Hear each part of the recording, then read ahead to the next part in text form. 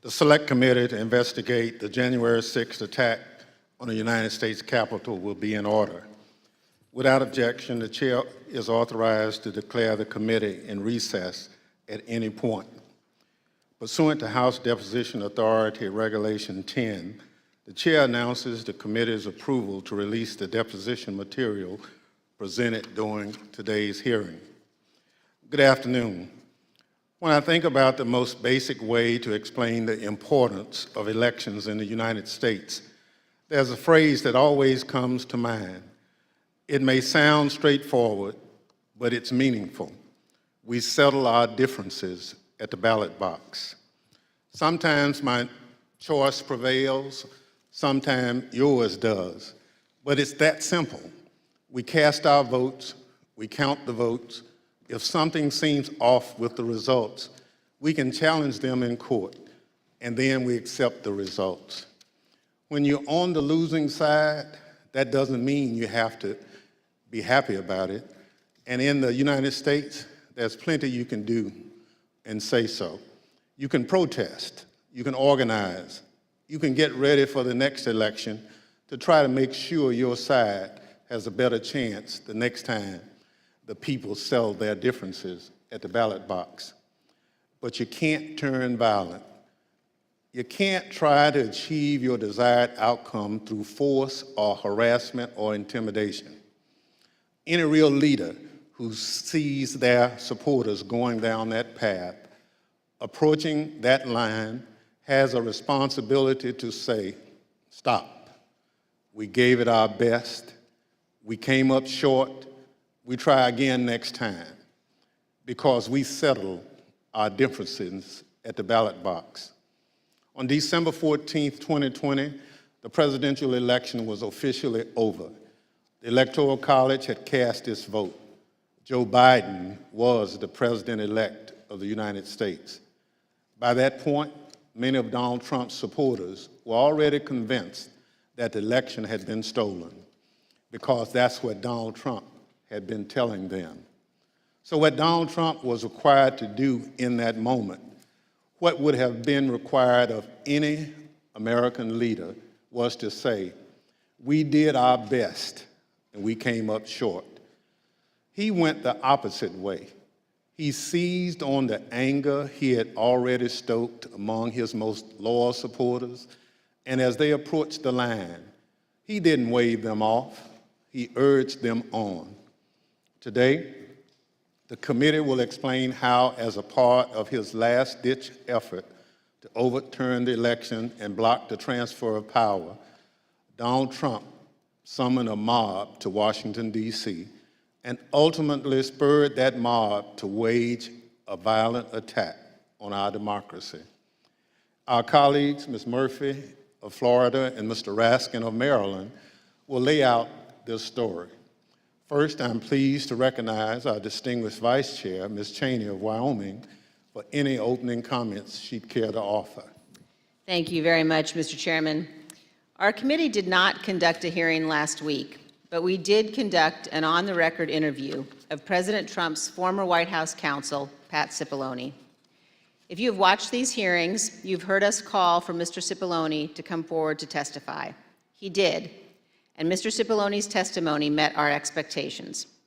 We will save for our next hearing President Trump's behavior during the violence of January 6th. Today's hearing will take us from December 14th, 2020, when the Electoral College met and certified the results of the 2020 presidential election, up through the morning of January 6th. You will see certain segments of Pat Cipollone's testimony today. We will also see today how President Trump summoned a mob to Washington and how the president's stolen election lies provoked that mob to attack the Capitol. And we will hear from a man who was induced by President Trump's lies to come to Washington and join the mob, and how that decision has changed his life. Today's hearing is our 7th. We have covered significant ground over the past several weeks. And we have also seen a change in how witnesses and lawyers in the Trump orbit approach this committee. Initially, their strategy in some cases appeared to be to deny and delay. Today, there appears to be a general recognition that the committee has established key facts, including that virtually everyone close to President Trump, his Justice Department officials, his White House advisors, his White House counsel, his campaign, all told him the 2020 election was not stolen. This appears to have changed the strategy for defending Donald Trump. Now the argument seems to be that President Trump was manipulated by others outside the administration, that he was persuaded to ignore his closest advisors, and that he was incapable of telling right from wrong. This new strategy is to try to blame only John Eastman or Sidney Powell or Congressman Scott Perry or others, and not President Trump. In this version, the president was, quote, poorly served by these outside advisors. The strategy is to blame people his advisors called, quote, the crazies for what Donald Trump did. This, of course, is nonsense. President Trump is a 76-year-old man. He is not an impressionable child. Just like everyone else in our country, he is responsible for his own actions and his own choices. As our investigation has shown, Donald Trump had access to more detailed and specific information showing that the election was not actually stolen than almost any other American, and he was told this over and over again. No rational or sane man in his position could disregard that information and reach the opposite conclusion. And Donald Trump cannot escape responsibility by being willfully blind. Nor can any argument of any kind excuse President Trump's behavior during the violent attack on January 6th. As you watch our hearing today, I would urge you to keep your eye on two specific points. First, you will see evidence that Trump's legal team, led by Rudy Giuliani, knew that they lacked actual evidence of widespread fraud sufficient to prove that the election was actually stolen. They knew it, but they went ahead with January 6th anyway. And second, consider how millions of Americans were persuaded to believe what Donald Trump's closest advisors in his administration did not.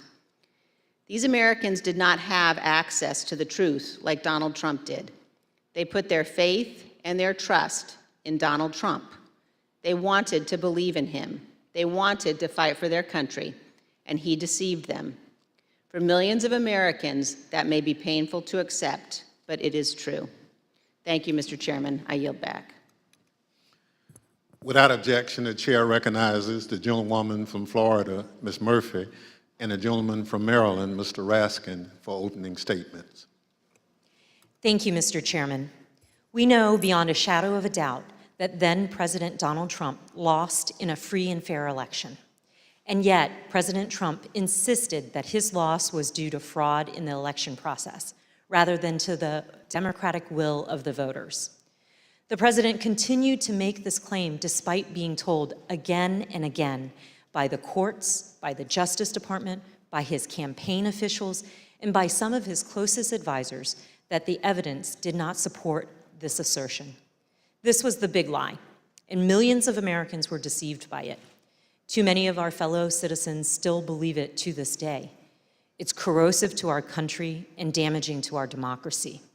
As our committee has shown in prior hearings, following the election, President Trump relentlessly pursued multiple interlocking lines of effort, all with a single goal: to remain in power despite having lost. The lines of effort were aimed at his loyal Vice President, Mike Pence, at state election and elected officials, and at the U.S. Department of Justice. The president pressured the vice president to obstruct the process to certify the election result. He demanded that state officials find him enough votes to overturn the election outcome in that state, and he pressed the Department of Justice to find widespread evidence of fraud.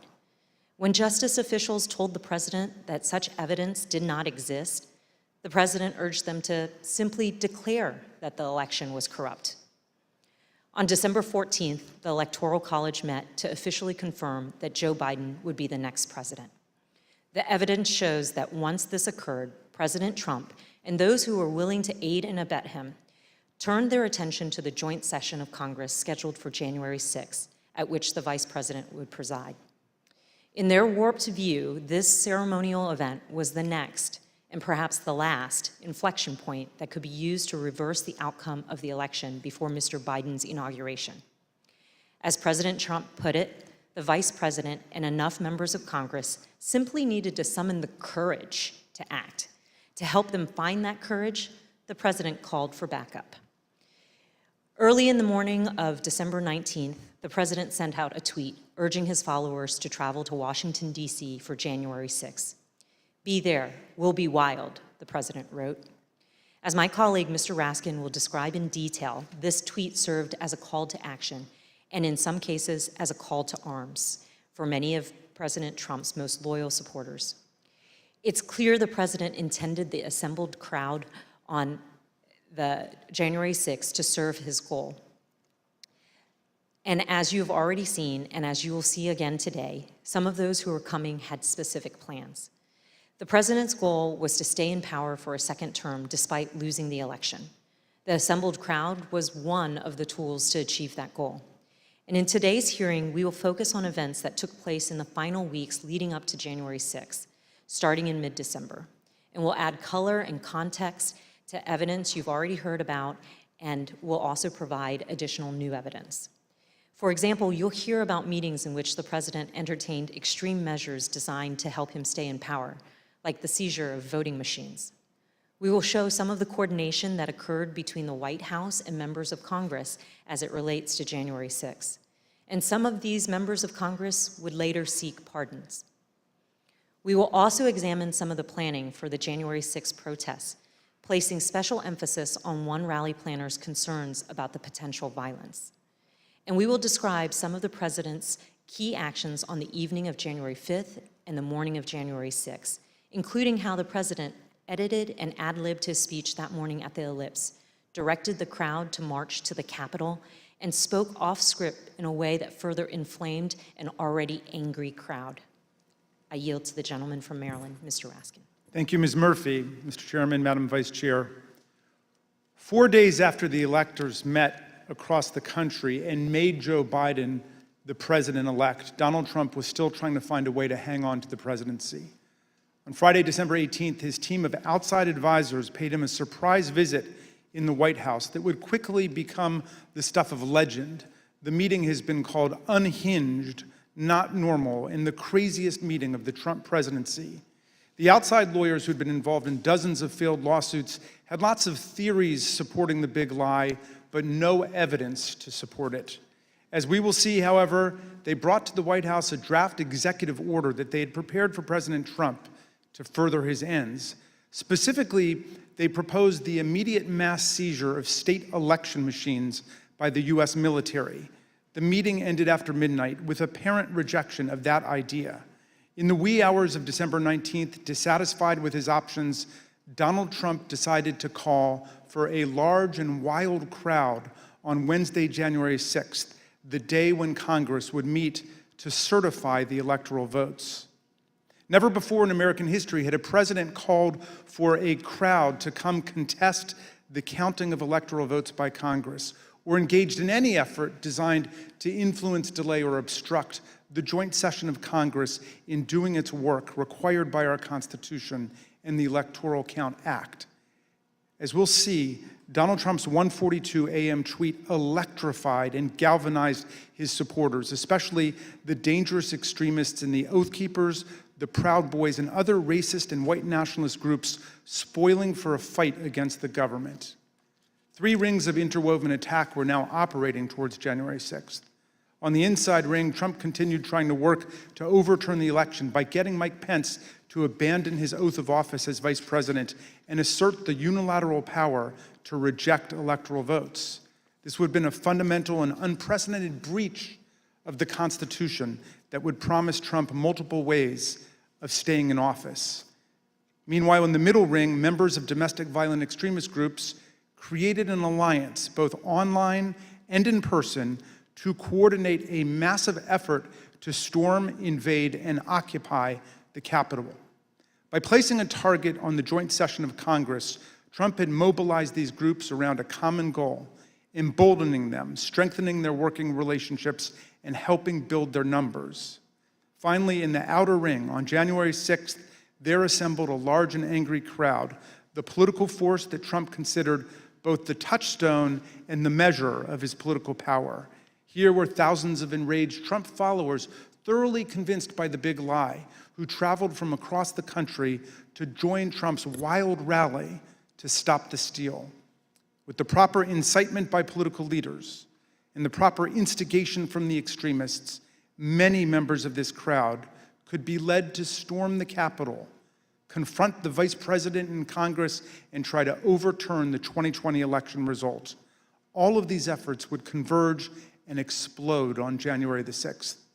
Mr. Chairman, as you know better than any other member of this committee from the wrenching struggle for voting rights in your beloved Mississippi, the problem of politicians whipping up mob violence to destroy fair elections is the oldest domestic enemy of constitutional democracy in America. Abraham Lincoln knew it too. In 1837, a racist mob in Alton, Illinois, broke into the offices of an abolitionist newspaper and killed its editor, Elijah Lovejoy. Lincoln wrote a speech in which he said that no transatlantic military giant could ever crush us as a nation, even with all of the fortunes in the world. But if downfall ever comes to America, he said, we ourselves would be its author and finisher. If racist mobs are encouraged by politicians to rampage and terrorize, Lincoln said, they will violate the rights of other citizens and quickly destroy the bonds of social trust necessary for democracy to work. Mobs and demagogues will put us on a path to political tyranny, Lincoln said.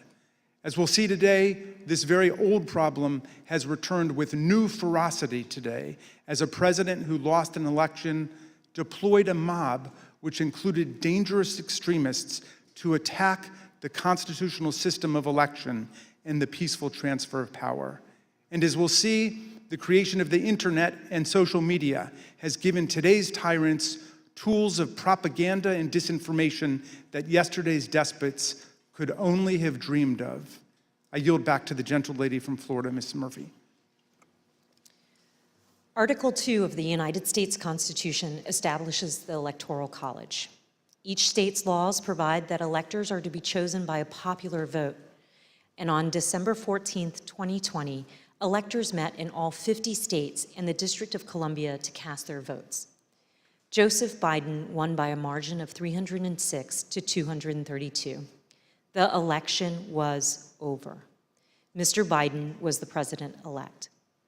Before the Electoral College met, Donald Trump and his allies filed dozens of legal challenges to the election, but they lost over and over again, including in front of multiple judges President Trump had nominated to the bench.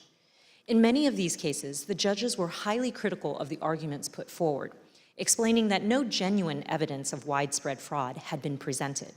For example, a federal judge in Pennsylvania said, "This court has been presented with strained legal arguments without merit and speculative accusations unsupported by evidence. In the United States of America, this cannot justify the disenfranchisement of a single voter, let alone all the voters of its 6th most populated state." On December 15th, after the Electoral College certified the outcome, the Republican Majority Leader in the Senate acknowledged Mr. Biden's victory. Yesterday, electors met in all 50 states. So as of this morning, our country has officially a president-elect and a vice president-elect. Many millions of us had hoped the presidential election would yield a different result. But our system of government has processes to determine who will be sworn in on January the 20th. The Electoral College has spoken. So today I want to congratulate President-elect Joe Biden. Even members of President Trump's cabinet and his White House staff understood the significance of his losses in the courts and the absence of evidence of fraud. They also respected the constitutional certification by the Electoral College. Many of them told President Trump that it was time to concede the election to Mr. Biden. For example, then Secretary of Labor Gene Scalia, an accomplished lawyer and the son of late Justice Scalia, called President Trump in mid-December and advised him to concede and accept the rulings of the courts. And so I had to put a call into the president. I might have called on the 13th. We spoke, I believe, on the 14th, in which I conveyed to him that I thought that it was time for him to acknowledge that President Biden had prevailed in the election.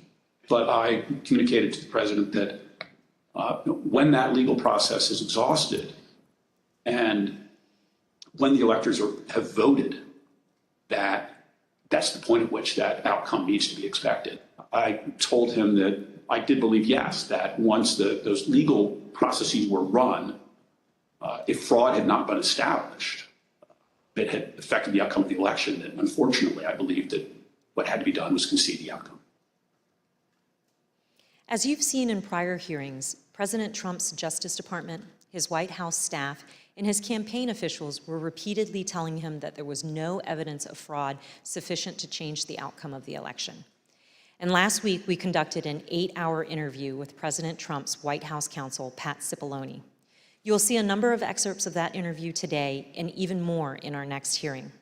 Mr. Cipollone told us that he agreed with the testimony that there was no evidence of fraud sufficient to overturn the election. I want to start by asking if you agree, Mr. Cipollone, with the conclusions of Matt Morgan and Bill Barr, of all of the individuals who evaluated those claims, that there is no evidence of election fraud sufficient to undermine the outcome in a particular state. Yes, I agree with that. And Mr. Cipollone also specifically testified that he believed that Donald Trump should have conceded the election. Did you believe, Mr. Cipollone, that the president should concede once you made the determination based on the investigations that you credited DOJ did and the campaign did? Did you, in your mind, form a belief that the president should concede the election loss at a certain point after the election? Well, again, I was the White House counsel. Some of those decisions are political. So to the extent that, but if your question is, did I believe he should concede the election at a point in time? Yes, I did. I believe Leader McConnell went onto the floor of the Senate, I believe in mid-December, and basically said, the process is done. That would be in line with my thinking on these things. As Attorney General Bill Barr testified, December 14th should have been the end of the matter. December 14th was the day that the states certified their votes and sent them to Congress. And in my view, that was the end of the matter. I didn't see, I thought that this would lead inexorably to a new administration. Mr. Cipollone also testified that the president's chief of staff, Mark Meadows, said he shared this view. As early as that November 23rd meeting, we understand that there was discussion about the president possibly conceding the election. And specifically, we understand that Mark Meadows assured both you and Attorney General Barr that the president would eventually agree to a graceful exit. Do you remember Mr. Meadows making any such representation? Are you saying as part of that meeting or separately? Again, without getting into that meeting, I would say that is a statement and a sentiment that I heard from Mark Meadows. I see. And again, do you know if it was on November 23rd or some point? Again, it was probably, around that time, and it was probably subsequent to that time. It wasn't a one-time statement. Mr. Meadows has refused to testify, and the committee is in litigation with him. But many other White House officials shared the view that once the litigation ended and the Electoral College met, the election was over. And here's President Trump's former press secretary. I wanted to clarify, Ms. McEnany, so back to my previous question, it was your view then, or was it your view, that the efforts to overturn the election should have stopped once the litigation was complete? In my view, upon the conclusion of litigation was when I began to plan for life after the administration. And this is what Ivanka Trump told us. December 14th was the day on which the Electoral College met, when these electors around the country met and cast the electoral votes consistent with the popular vote in each state. And it was obviously a public proceeding or a series of proceedings that President Biden had obtained the requisite number of electors. Was that an important day for you? Did that affect sort of your planning or your realization as to whether or not there was going to be an end of this administration? I think so. I think it was my sentiment probably prior as well. Judd Deere was a White House deputy press secretary. This was his testimony about what he told President Trump. I told him that my personal viewpoint was that the Electoral College had met, which is the system that our country is set under to elect a president and vice president. And I believed at that point that the means for him to pursue litigation was probably closed. And do you recall what his response, if any, was? He disagreed. We've also seen this testimony from Attorney General Barr reflecting a view of the White House staff in late November 2020. And then at that point I left. And as I walked out of the Oval Office, Jared was there with Dan Scavino, who ran the president's social media, and who I thought was a reasonable guy and believe is a reasonable guy. And I said, how long is he going to carry on with this stolen election stuff? Where's this going to go? And by that time, Meadows had caught up with me and leaving the office and caught up to me and said that he said, look, I think that he's becoming more realistic and knows that there's a limit to how far he can take this. And then Jared said, yeah, we're working on this. We're working on it. Likewise, in this testimony, Cassidy Hutchinson, an aide to Mark Meadows, described her conversations with President Trump's Director of National Intelligence, John Ratcliffe, a former Republican congressman. He had expressed to me that he was concerned that it could spiral out of control and potentially be dangerous, either for our democracy or the way that things were going for the 6th. Of course, underlying all of this is the fundamental principle that the President of the United States cannot simply disregard the rulings of state and federal courts, which are empowered to address specific election-related claims. The President cannot simply pretend that the courts had not ruled. By that time, the President or his associates had lost 60 out of 61 cases that they had brought to challenge different aspects of the election in a number of states. They lost 60 out of 61 of those cases. So by the time we get to January 3rd, that's been clear. I assume, Pat, that you would agree the president is obligated to abide by the rulings of the courts. Of course. And I assume you also would... Everybody is obligated to abide by rules, of course. And I assume you also would agree the president has a particular obligation to take care that the laws be faithfully executed. That is one of the president's obligations, correct. Yet President Trump disregarded these court rulings and the counsel from his closest advisors and continued his efforts to cling to power. In our prior hearings, you have heard considerable testimony about President Trump's attempts to corruptly pressure Vice President Pence to refuse to count electoral votes, to corrupt the Department of Justice, to pressure state officials and state legislatures, and to create and submit a series of fake electoral slates. Now, we will show you what other actions President Trump was taking between December 14th, 2020 and January 6th. I yield to the gentleman from Maryland, Mr. Raskin. Thank you, Ms. Murphy. Throughout our hearings, you've heard how President Trump made baseless claims that voting machines were being manipulated by foreign powers in the 2020 election. You've also heard Trump's Attorney General, Bill Barr, describe such claims as complete nonsense, which he told the president. Let's review that testimony.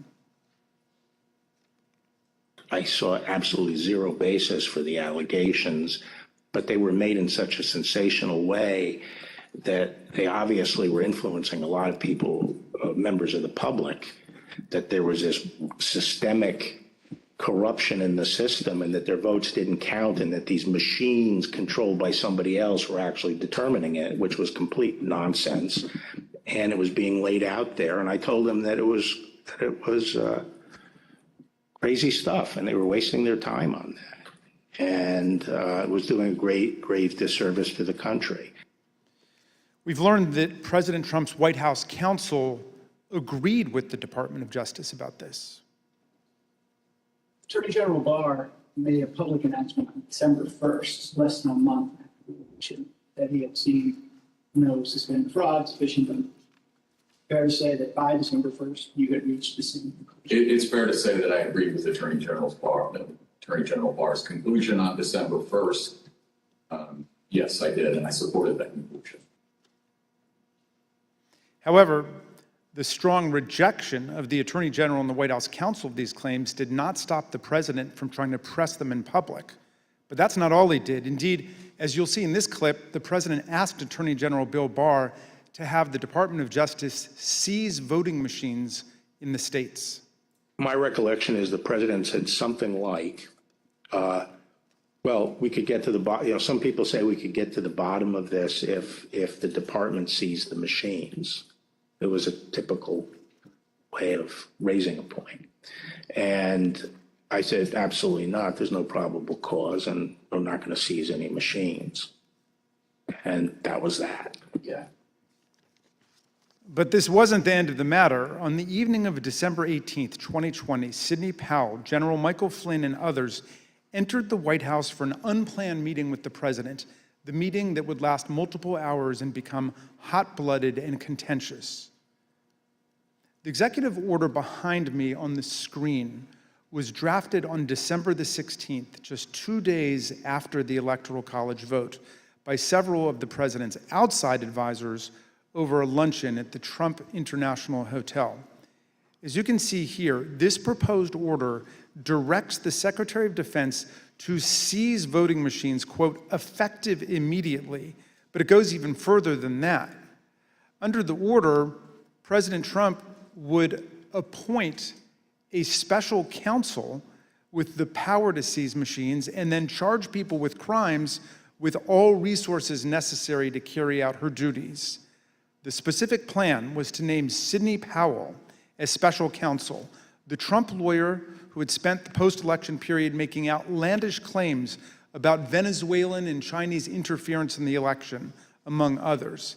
Here's what White House counsel Pat Cipollone had to say about Sidney Powell's qualifications to take on such expansive authority. I don't think Sidney Powell would say that I thought it was a good idea to appoint her special counsel. I was vehemently opposed. I didn't think she should be appointed to anything. Sidney Powell told the president that these steps were justified because of her evidence of foreign interference in the 2020 election. However, as we've seen, Trump's allies had no such evidence and, of course, no legal authority for the federal government to seize state voting machines. Here's Mr. Cipollone again denouncing Sidney Powell's terrible idea. There was a real question in my mind and a real concern, particularly after the Attorney General had reached a conclusion that there wasn't sufficient election fraud to change the outcome of the election. When other people kept suggesting that there was, the answer is, what is it? And at some point, you have to put up or shut up. That was my view. Why was this, on a broader scale, a bad idea for the country? To have the federal government seize voting machines, it's a terrible idea for the country. That's not how we do things in the United States. There's no legal authority to do that. And there is a way to contest elections, that happens all the time. But the idea that the federal government could come in and seize election machines, I don't understand why I would even have to tell you why that's a bad idea for the country. It's a terrible idea. For all of its absurdity, the December 18th meeting was critically important because President Trump got to watch up close for several hours as his White House counsel and other White House lawyers destroyed the baseless factual claims and ridiculous legal arguments being offered by Sidney Powell, Mike Flynn, and others. President Trump now knew all these claims were nonsense, not just from his able White House lawyers, but also from his own Department of Justice officials and indeed his own campaign officials. As White House counsel Pat Cipollone told us, with respect to the whole election fraud issue, that to me it's sort of, if you're going to make those kind of claims, and people were open to them early on because people were making all sorts of claims, and the real question is, show the evidence, okay? It wasn't just the Justice Department, the Trump campaign, and the Trump White House lawyers who knew it. Even Rudy Giuliani's own legal team admitted that they did not have any real evidence of fraud sufficient to change the election result. Here's an email from Rudy Giuliani's lead investigator, Bernie Kerik, on December 28, 2020, to Chief of Staff Mark Meadows. Mr. Kerik did not mince any words. We can do all the investigations we want later, but if the president plans on winning, it's the legislators that have to be moved, and this will do just that. Mr. Kerik wanted the president to win. What he didn't say in this email was what he would later tell the Select Committee in a letter that his lawyer wrote to us in November. The letter said, quote, "It was impossible for Mr. Kerik and his team to determine conclusively whether there was widespread fraud or whether that widespread fraud would have altered the outcome of the election." In other words, even Rudy Giuliani's own legal team knew before January 6th that they hadn't collected enough actual evidence to support any of their stolen election claims. Here's what Trump campaign senior advisor Jason Miller told the committee about some of the so-called evidence of fraud that the campaign had seen from the Giuliani team. So do you know what the examples of fraud, numbers, names, and supporting evidence was that you sent to Mo Brooks's office? And when I say you, I mean you or the campaign. There are some very, very general documents as far as say, for example, here are the handful of dead people in several different states. Here are explanations on a couple of the legal challenges as far as saying that the rules were changed in an unconstitutional manner. But it was, to say that it was thin is probably an understatement. Here's how President Trump's deputy campaign manager described the evidence of fraud that the campaign had seen. You never came to learn or understand that Mayor Giuliani had produced evidence of election fraud. Is that fair? That's fair. And here's testimony that we received from the Speaker of the Arizona House of Representatives, Rusty Bowers, about an exchange that he had with Rudy Giuliani after the election. At some point, did one of them make a comment that they didn't have evidence, but they had a lot of theories? That was Mr. Giuliani. Chief of Staff Mark Meadows told people that he thought Trump should concede around the time the Electoral College certified the result. But nonetheless, he later worked to try to facilitate President Trump's wishes. Here's what Cassidy Hutchinson told us. During this period,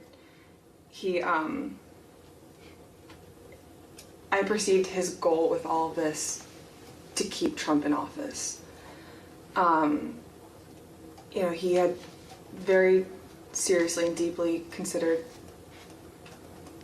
the allegations of voter fraud. But when he began acknowledging that maybe there wasn't enough voter fraud to overturn the election, you know, I witnessed him start to explore potential constitutional loopholes more extensively, which I then connected with John Eastman's theories. The startling conclusion is this: even an agreed upon complete lack of evidence could not stop President Trump, Mark Meadows, and their allies from trying to overturn the results of a free and fair election. So let's return to that meeting at the White House on the evening of December 18. That night, a group showed up at the White House, including Sidney Powell, retired Lieutenant General Michael Flynn, and former Overstock.com CEO Patrick Byrne. After gaining access to the building from a junior White House staffer, the group made their way to the Oval Office. They were able to speak with the president by himself for some time until White House officials learned of the meeting. What ensued was a heated and profane clash between this group and President Trump's White House advisors, who traded personal insults, accusations of disloyalty to the president, and even challenges to physically fight. The meeting would last over 6 hours, beginning here in the Oval Office, moving around the West Wing, and many hours later, ending up in the president's private residence. The Select Committee has spoken with 6 of the participants, as well as staffers who could hear the screaming from outside the Oval Office. What took place next is best told in their own words, as you will see from this video. Did you believe that it was going to work, that you were going to be able to get to see the president without an appointment? I had no idea. In fact, you did get to see the president without an appointment. We did. How much time did you have alone with the president? And I say alone, you had other people with you, but right from his aides before the crowd came running? Probably no more than 10 or 15 minutes. Was in that... I bet Pat Cipollone set a new land speed record. I got a call either from Molly or Hirschman that I need to get to the Oval Office. So that was the first point that I had recognized, okay, there was nobody in there from the White House. Mark's gone. What's going on right now? I opened the door and I walked in. I saw General Flynn. I saw Sidney Powell sitting there. I was not happy to see the people who were in the Oval Office. Explain why. Well, again, I don't think they were providing. Well, first of all, the Overstock person, I've never knew who this guy was.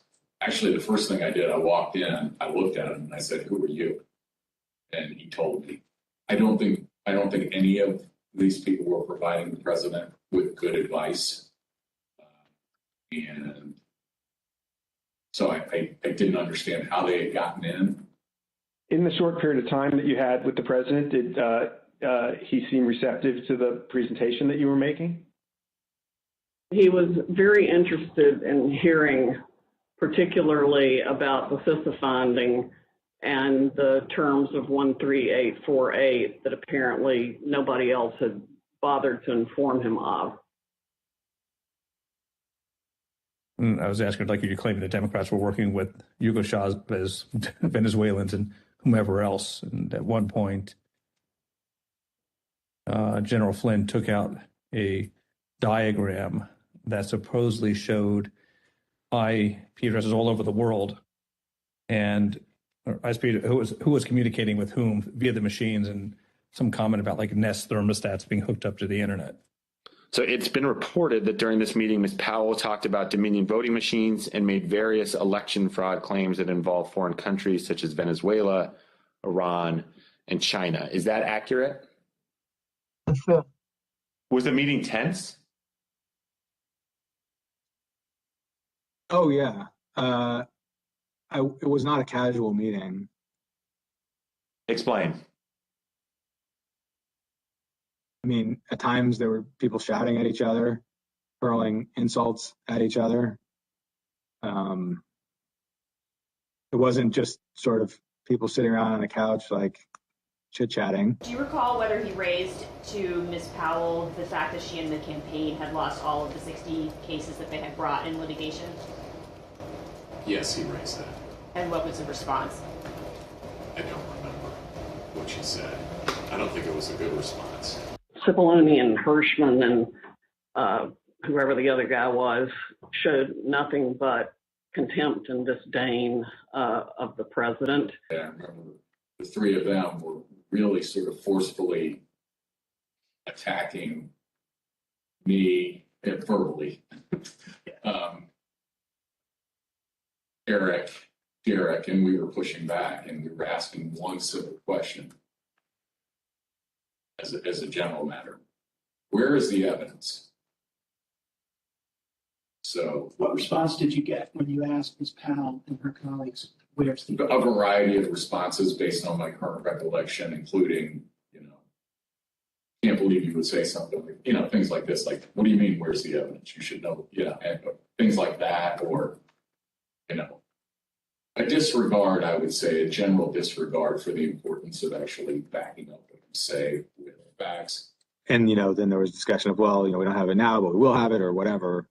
I mean, if it had been me sitting in his chair, I would have fired all of them that night and had them escorted out of the building. But Derek and I both challenged what she was saying.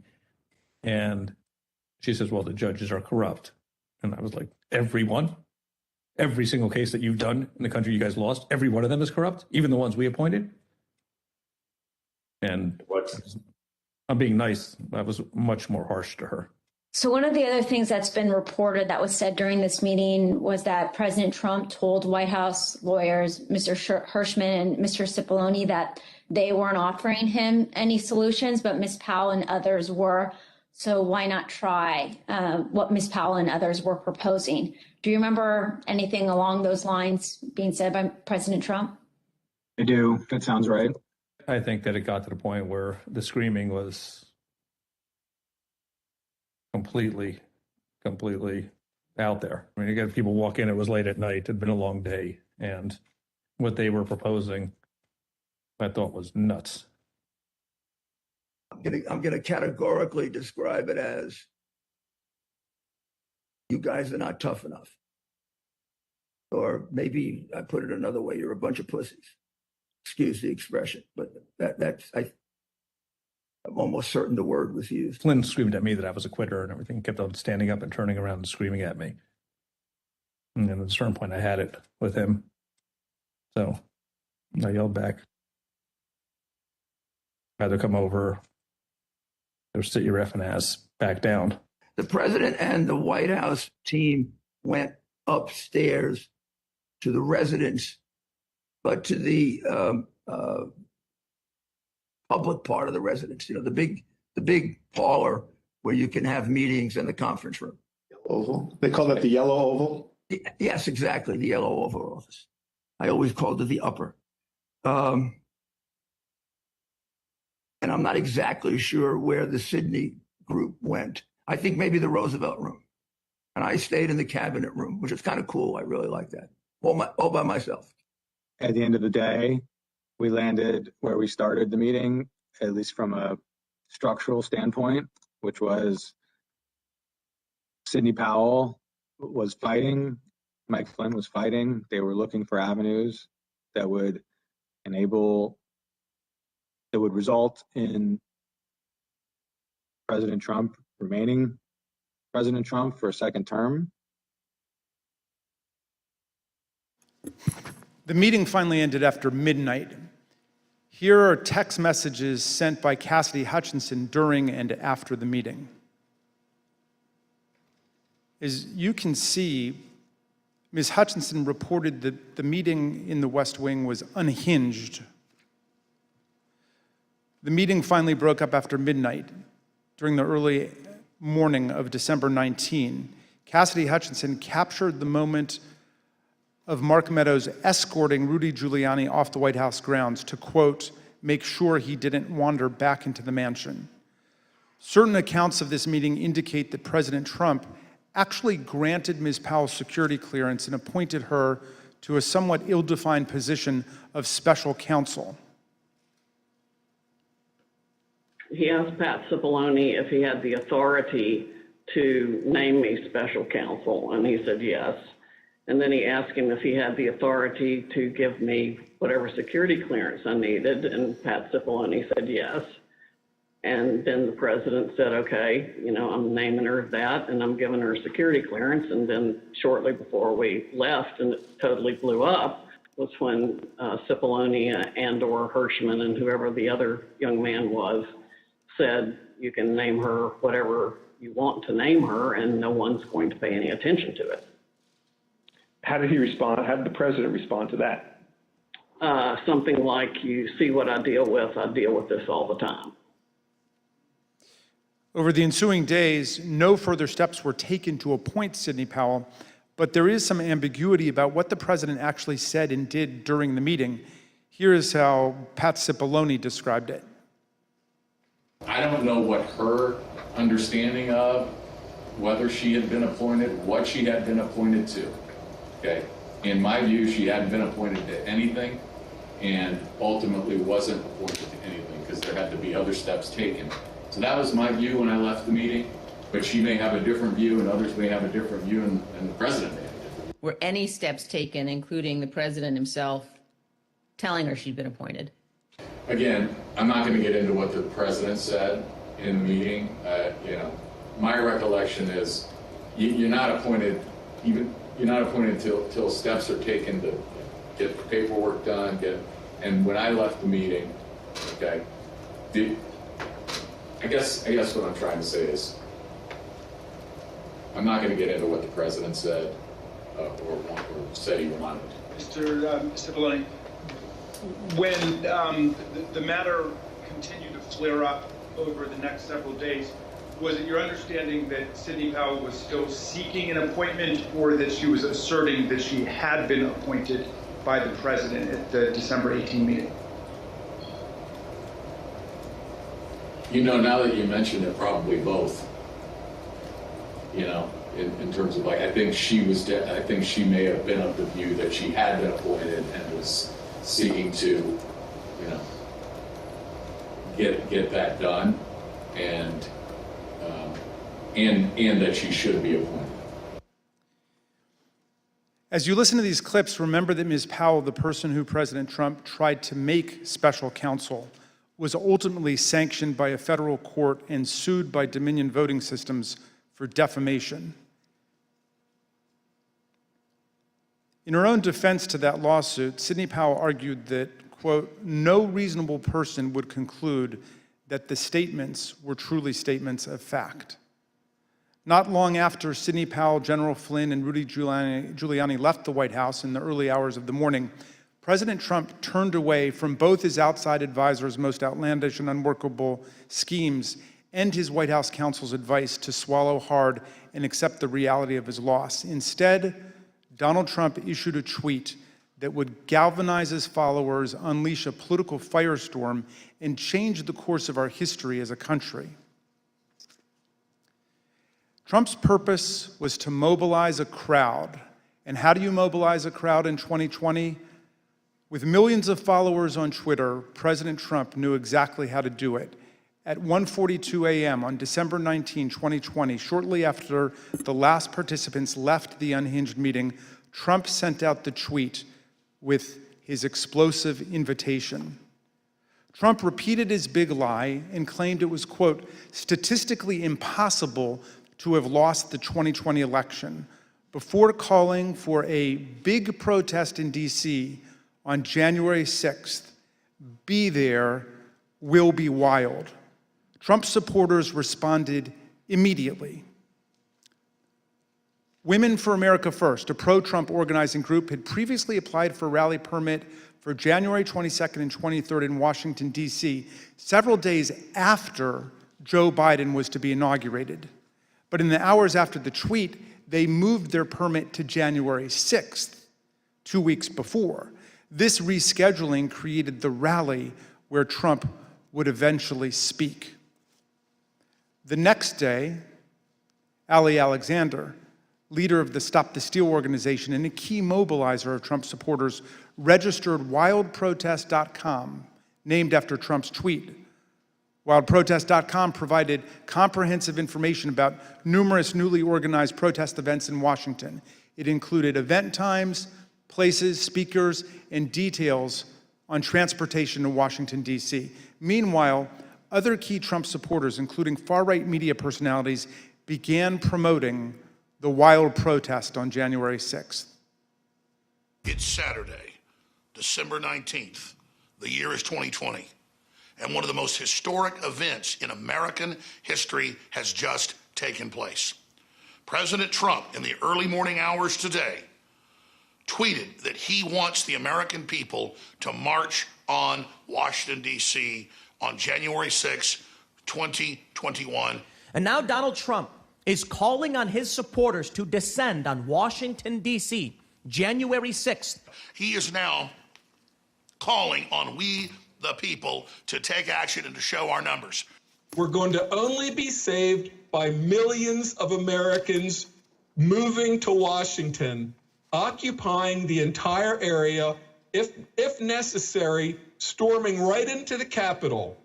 You know, we know the rules of engagement.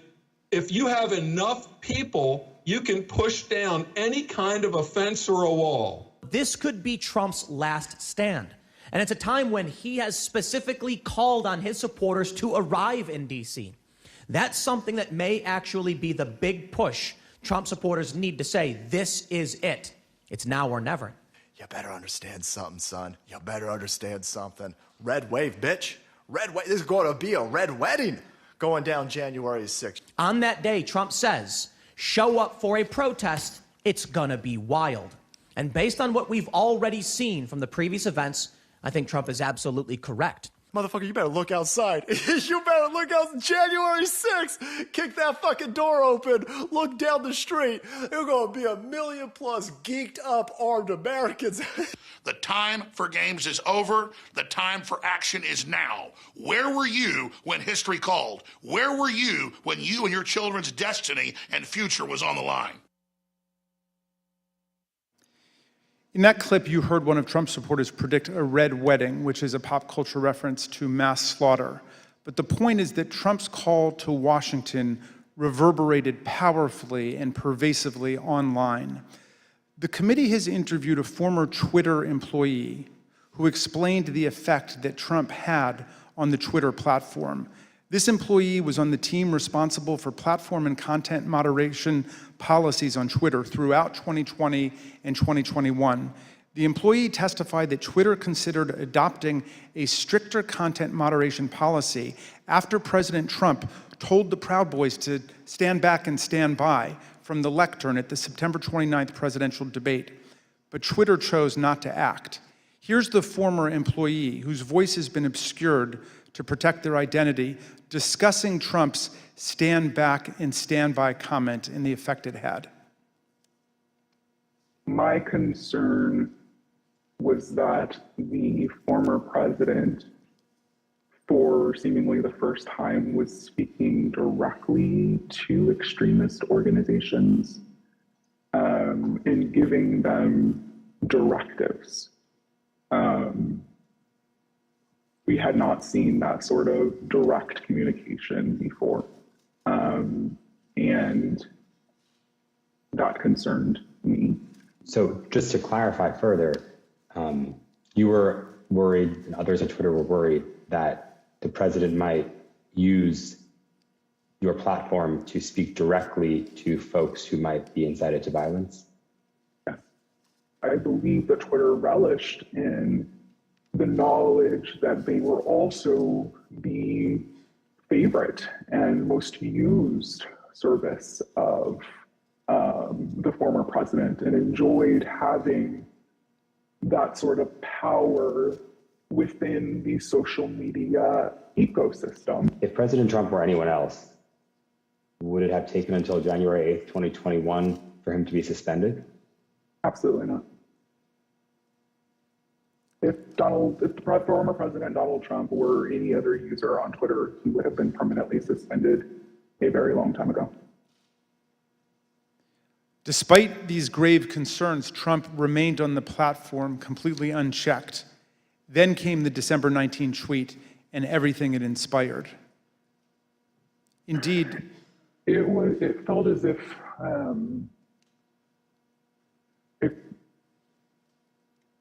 a mob was being organized, and they were gathering together their weaponry and their logic and their reasonings behind why they were prepared to fight prior to December 19th. Again, it was vague. It was non-specific, but very clear that individuals were ready, willing, and able to take up arms. After this tweet on December 19th, again, it became clear not only were these individuals ready and willing, but the leader of their cause was asking them to join him in this cause and in fighting for this cause in DC on January 6th as well. I will also say what shocked me was the responses to these tweets, right? So these were a lot of the locked and loaded, stand back, stand by, those tweets were in response to Donald Trump saying things like this, right? So there would be a response that said, big protest in DC on January 6th, be there, be wild, and someone would respond and say, I'm locked and loaded and ready for Civil War Part 2, right?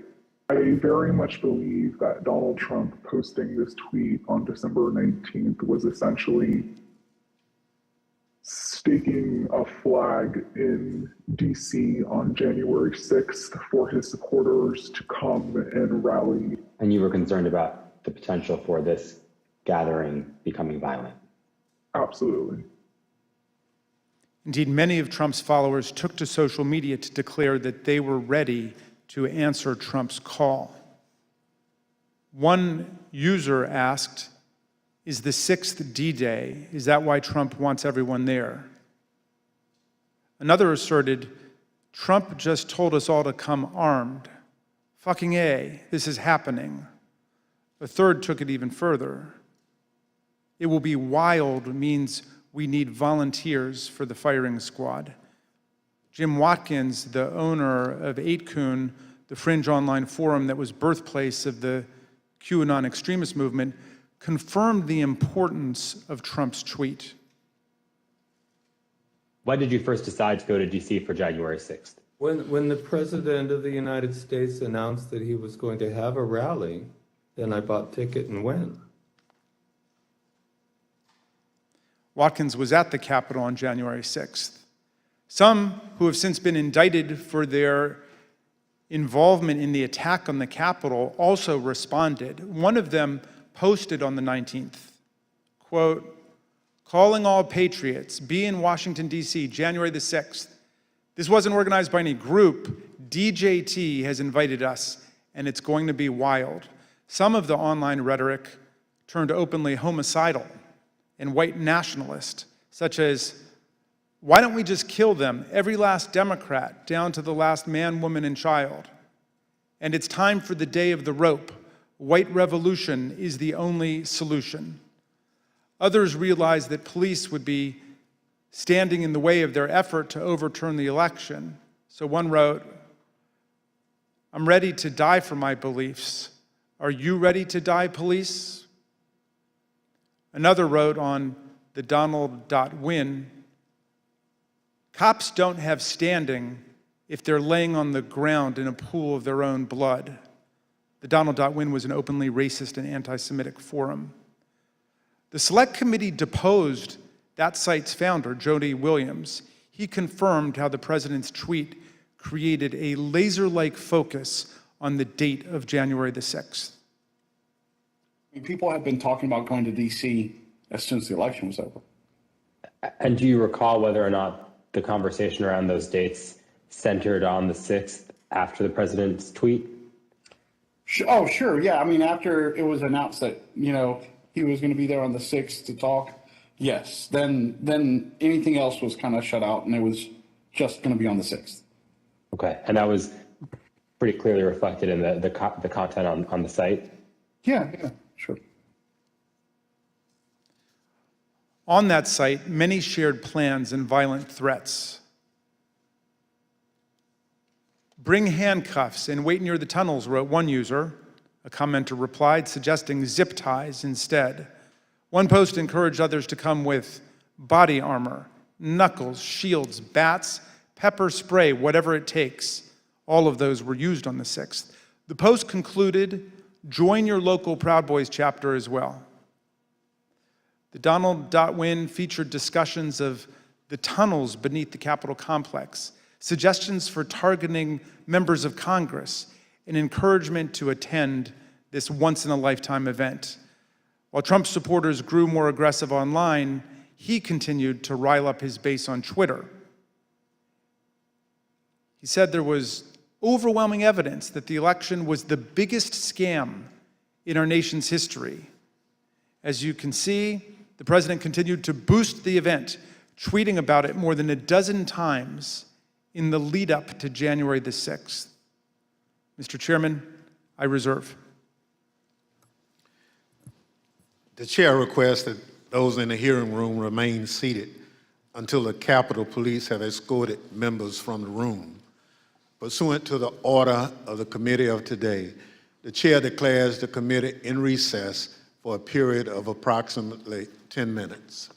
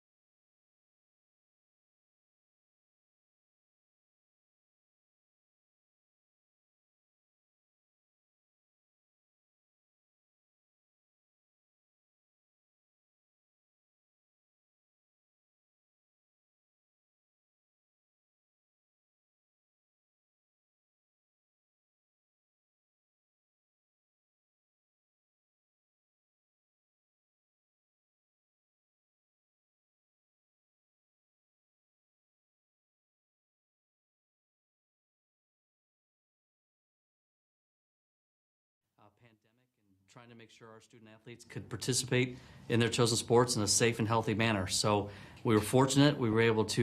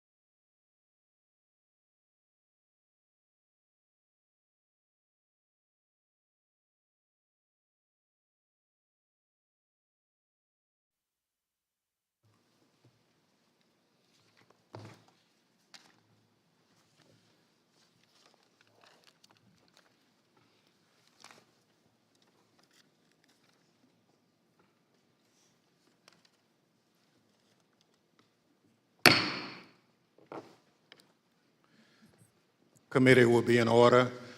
The chair recognizes the gentleman from Maryland, Mr. Raskin. Mr. Chairman, President Trump's tweet drew tens of thousands of Americans to Washington to form the angry crowd that would be transformed on January the 6th into a violent mob. Dr. Donnell Harvin, who was the Chief of Homeland Security and Intelligence for D.C., told the committee how his team saw Trump's December 19th tweet unite violent groups across the spectrum on the far right. We got derogatory information from OSINT suggesting that some very, very violent individuals were organizing to come to D.C. And not only were they organizing to come to D.C., but they were these groups, these non-aligned groups were aligning. And so all the red flags went up at that point. You know, when you have armed militia, collaborating with white supremacy groups, collaborating with conspiracy theory groups online, all toward the common goal, you start seeing what we call in terrorism a blended ideology, and that's a very, very bad sign. Then when they were clearly across, not just across one platform, but across multiple platforms of these groups coordinating, not just like chatting, hey, how's it going? You know, what's the weather like where you're at? But like, what are you bringing? What are you wearing? Where do we meet up?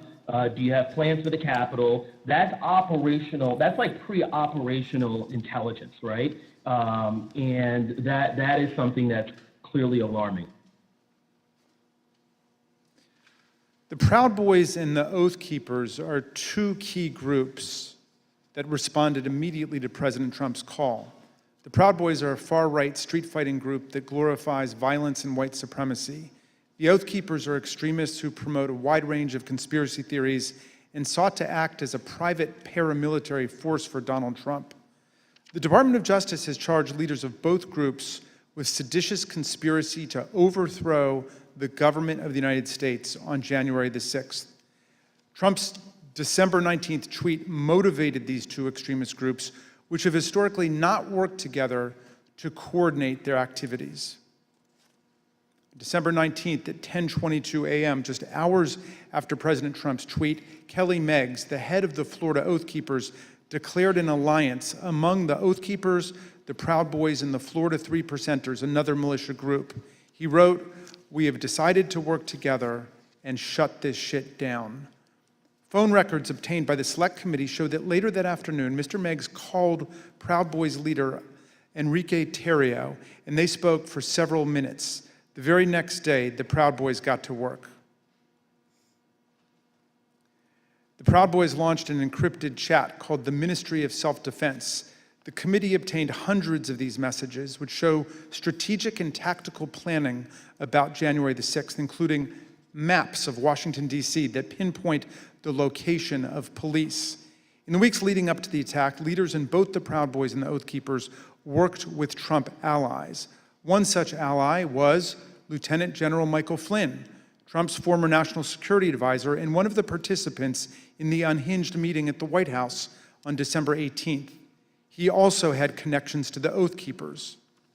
This photo from December 12th shows Flynn and Patrick Byrne, another Trump ally who was present at that December 18th meeting, guarded by indicted Oath Keeper Roberto Minuta. Another view of the scene shows Oath Keepers leader Stuart Rhodes in the picture as well.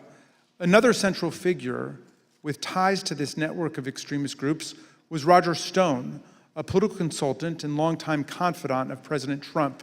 He pardoned both Flynn and Stone in the weeks between the election on November 3rd and January 6th. In the same time frame, Stone communicated with both the Proud Boys and the Oath Keepers regularly. The committee obtained encrypted content from a group chat called Friends of Stone, FOS, which included Stone, Rhodes, Tarrio, and Ali Alexander. The chat focused on various pro-Trump events in November and December of 2020, as well as January 6th. As you can see here, Stuart Rhodes himself urged the Friends of Stone to have people go to their state capitals if they cannot make it to Washington for the first Million MAGA March on November 14th. These friends of Roger Stone had a significant presence at multiple pro-Trump events after the election, including in Washington on December the 12th. On that day, Stewart Rhodes called for Donald Trump to invoke martial law, promising bloodshed if he did not. He needs to know from you that you are with him, that he does not do it now while he is commander-in-chief. We're going to have to do it ourselves later in a much more desperate, much more bloody war. Let's get it on now while he is still the commander-in-chief. Hooah! That night, the Proud Boys engaged in violence on the streets of Washington and hurled aggressive insults at the police. You oath breakers! Do your fucking job! Give us 1 hour! 1 hour! Just the previous night, the co-host of InfoWars issued an ominous warning at a rally alongside Roger Stone and Proud Boys leader Enrique Tarrio.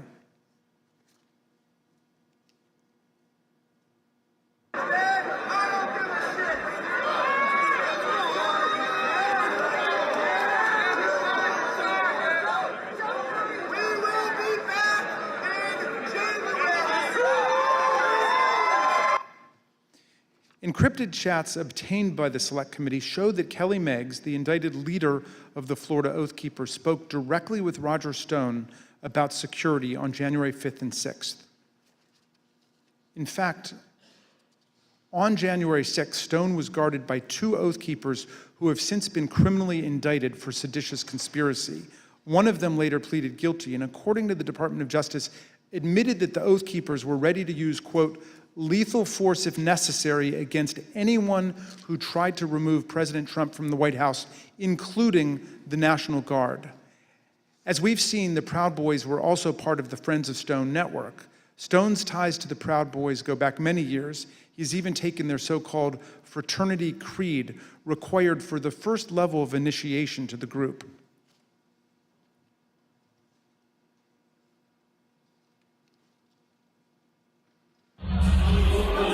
Hi, I'm Roger Stone. I'm a Western chauvinist. I refuse to apologize for creating a modern world. Thank you, Roger.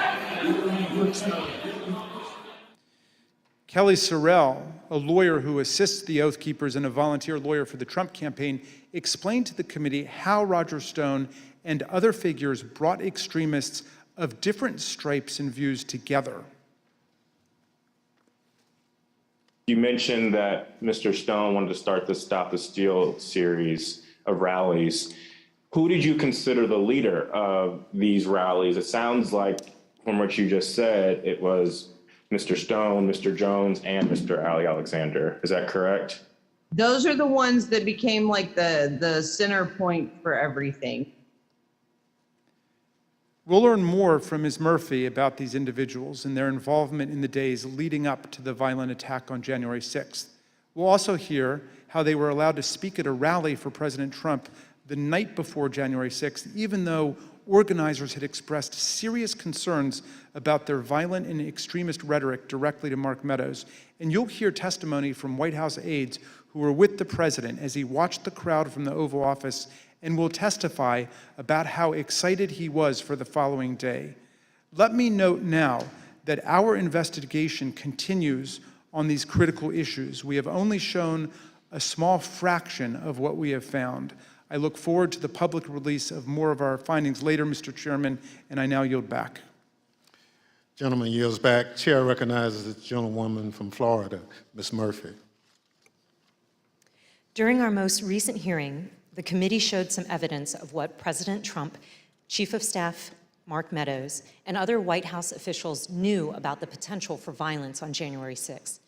And despite this information, they made no effort to cancel the rally, halt the march to the Capitol, or even to lower the temperature among President Trump's supporters.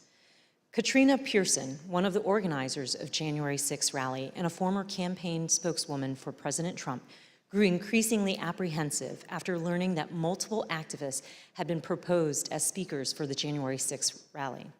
These included some of the people we discussed earlier in this hearing: Roger Stone, a longtime outside advisor to President Trump. Alex Jones, the founder of the conspiracy theory website InfoWars, and Ali Alexander, an activist known for his violent political rhetoric.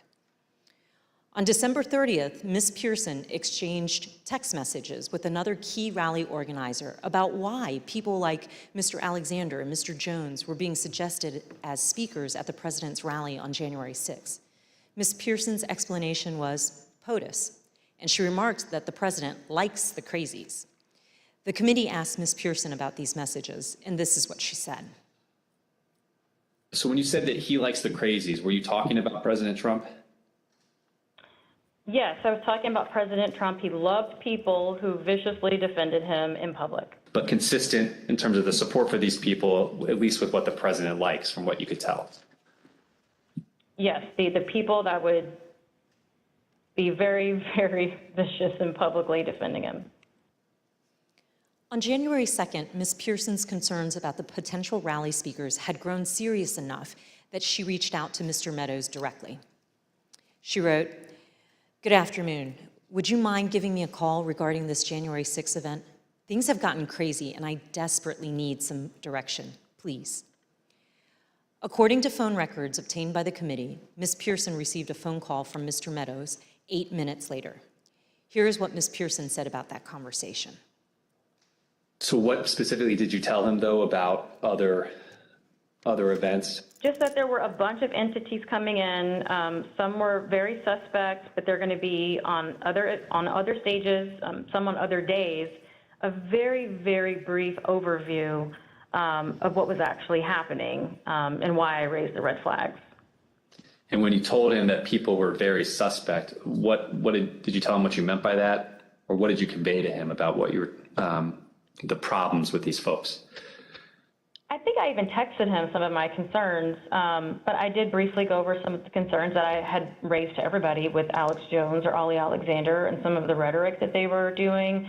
I probably mentioned to him that they had already caused trouble at other capitals or at the previous event, the previous march that they did for protesting, and I just had a concern about it. Ms. Pearson was especially concerned about Ali Alexander and Alex Jones because in November 2020, both men and some of their supporters had entered the Georgia state capitol to protest the results of the 2020 election. Ms. Pearson believed that she mentioned this to Mark Meadows on this January 2nd call. Notably, January 2nd is the same day on which, according to Cassidy Hutchinson, Mr. Meadows warned her of that things might get real bad on January 6th.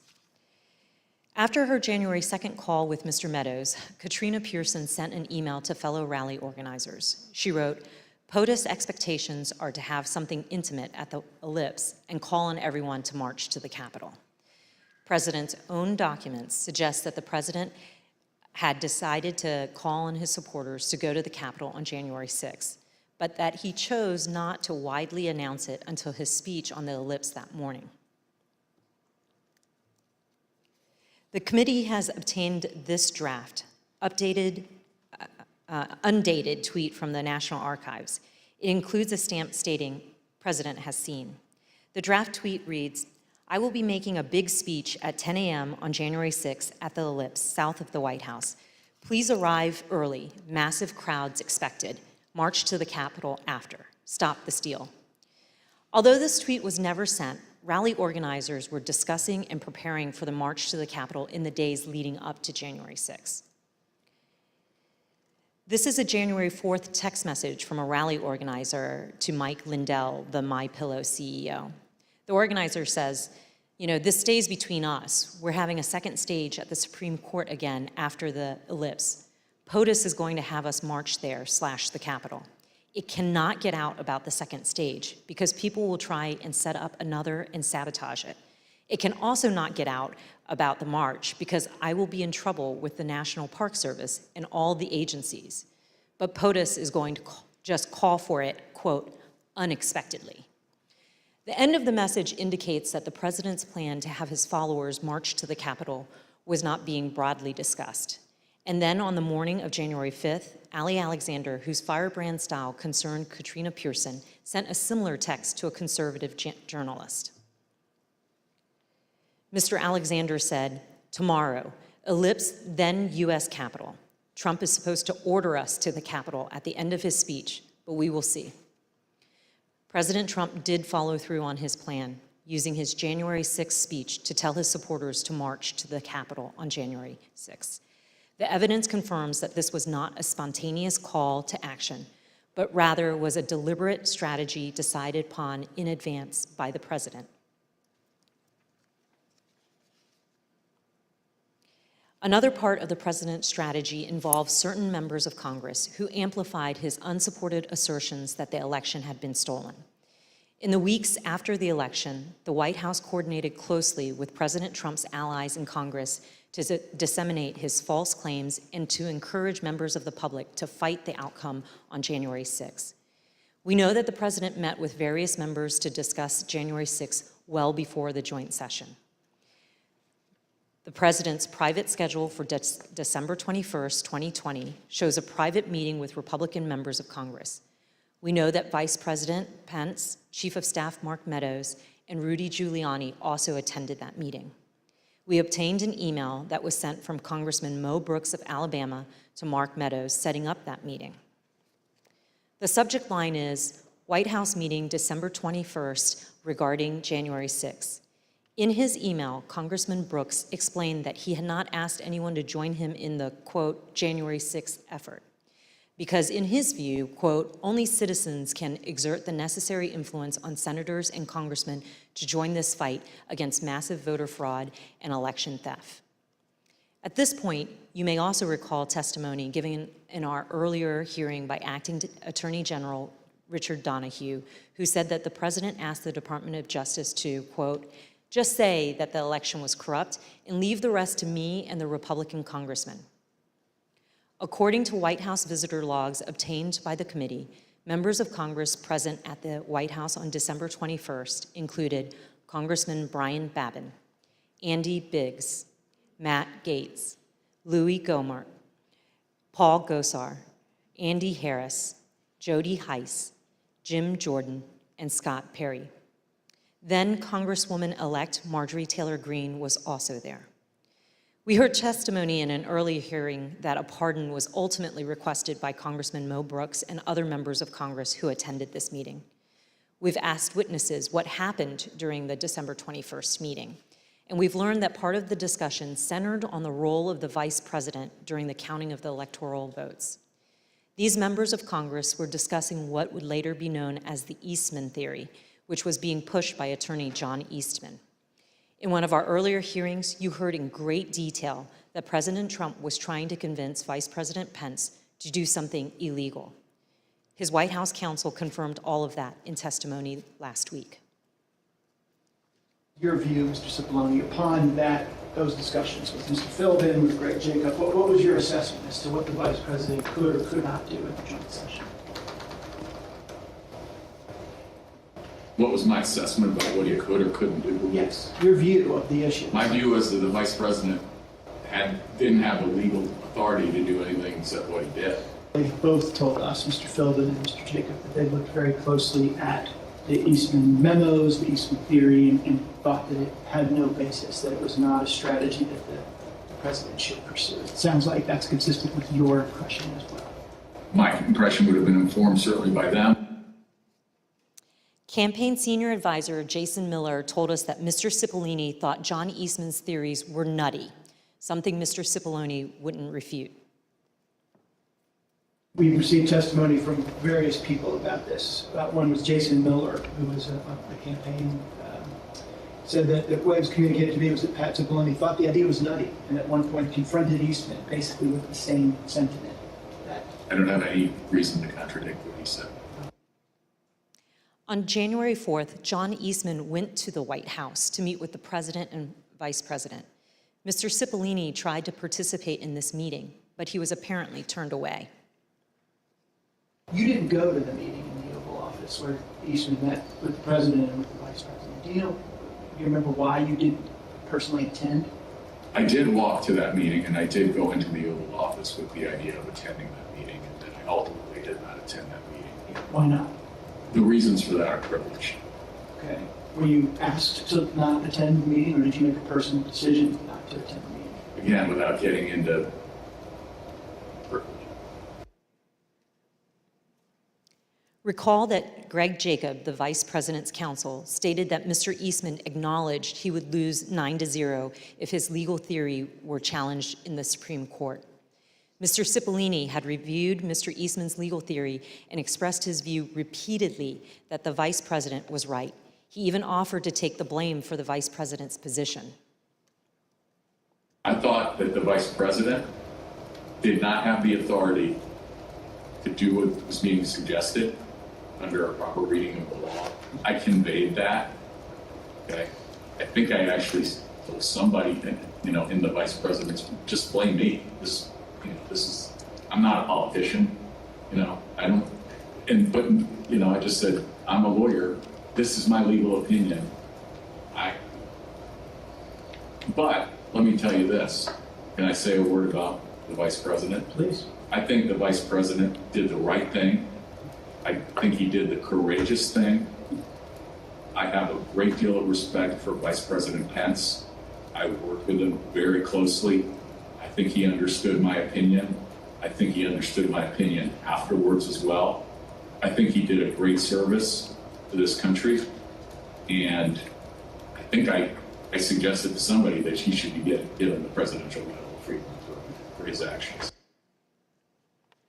Earlier this year, a federal district court judge concluded that President Trump and Mr. Eastman, relying on Mr. Eastman's theory, more likely than not violated multiple federal criminal laws in their pressure campaign against the vice president. Also recall earlier in this hearing, we saw that Rudy Giuliani's team did not have actual evidence of fraud sufficient to change the result of the election. That's important because as January 6th approached, the Republican members of the House and Senate were looking for reason to object to the electors, and no real evidence was ever given to them. And we know that Republican members of the House received a memorandum from the chairwoman of the House Republican Caucus in the days before January 6, explaining in detail the many constitutional and legal problems with objections and describing the principled judicial rulings dismissing the claims of widespread fraud. But their plan to object to the certification of the election on January 6 went forward anyway. The next day, on January 5th, the day before the attack on the Capitol, tens of thousands of people converged on Washington. While certain close associates of President Trump privately expressed concerns about what would occur on January 6, other members of the president's inner circle spoke with great anticipation about the events to come. The committee has learned from the White House phone logs that the president spoke to Steve Bannon, his close advisor, at least twice on January 5th. The first conversation they had lasted for 11 minutes. Listen to what Mr. Bannon said that day after the first call he had with the president. All hell is going to break loose tomorrow. It's all converging, and now we're on, as they say, the point of attack, right? The point of attack tomorrow. I'll tell you this. It's not going to happen like you think it's going to happen. Okay, it's going to be quite extraordinarily different. And all I can say is strap in. From those same phone logs, we know that the president and Mr. Bannon spoke again on the phone that evening, this time for 6 minutes. That same day, on the eve of January 6, supporters of President Trump gathered in Washington, D.C. at another rally.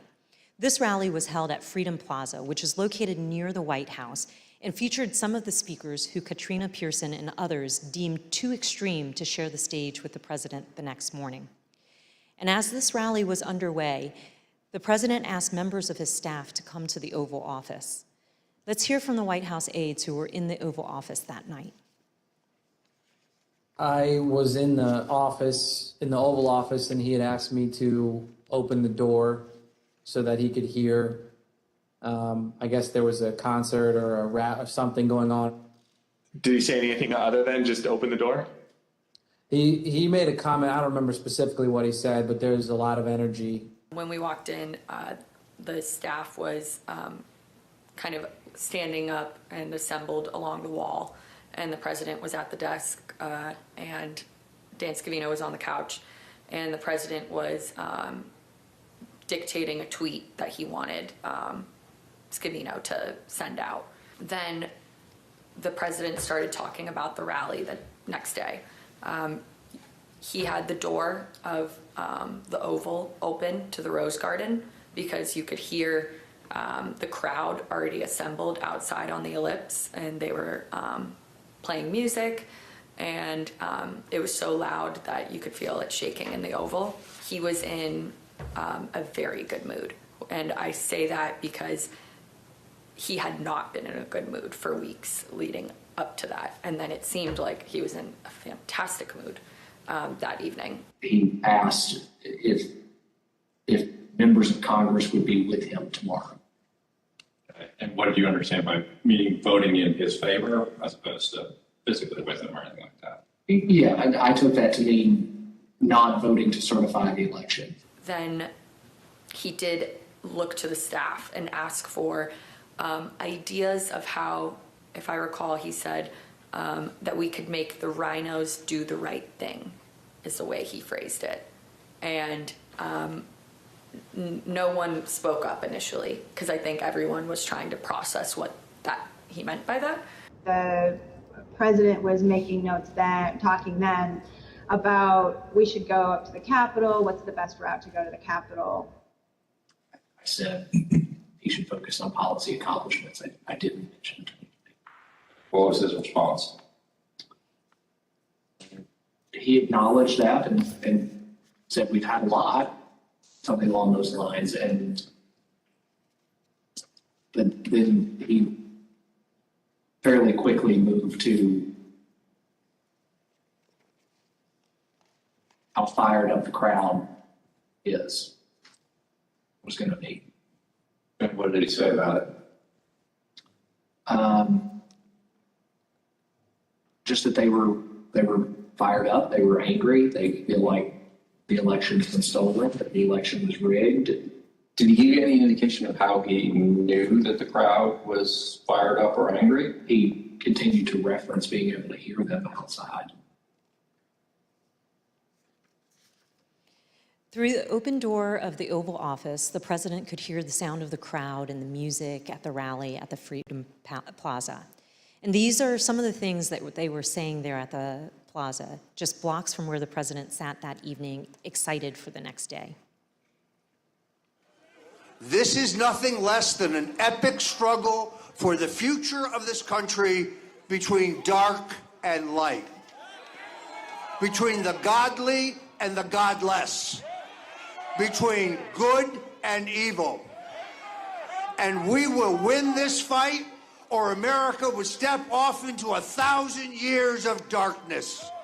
Tomorrow, trust me, the American people that are standing on the soil that we are standing on tonight, and they're going to be standing on this soil tomorrow, this is soil that we have fought for, and we will fight for in the future.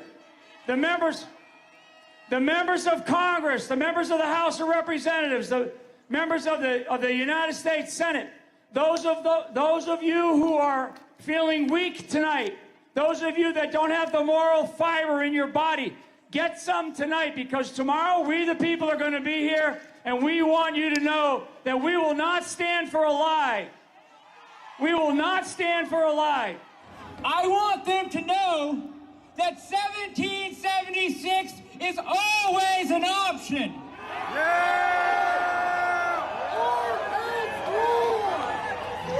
These degenerates in the deep state are going to give us what we want, or we are going to shut this country down. It's 1776!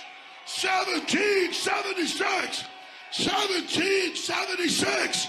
1776! At 5:05 p.m., as the Freedom Plaza rally was underway just blocks away, President Trump tweeted, "Washington is being inundated with people who don't want to see an election victory stolen by emboldened radical left Democrats. Our country has had enough. They won't take it anymore." To the crowds gathering in D.C., he added, We hear you and love you from the Oval Office. The committee has learned that on January 5th, there were serious concerns at Twitter about the anticipated violence the next day. Listen to what the Twitter witness told us about their desperate efforts to get Twitter to do something. What was your gut feeling on the night of January 5th? I believe I sent a Slack message to someone that said something along the lines of, when people are shooting each other tomorrow, I will try and rest in the knowledge that we tried. And so I went to, I don't know that I slept that night, to be honest with you.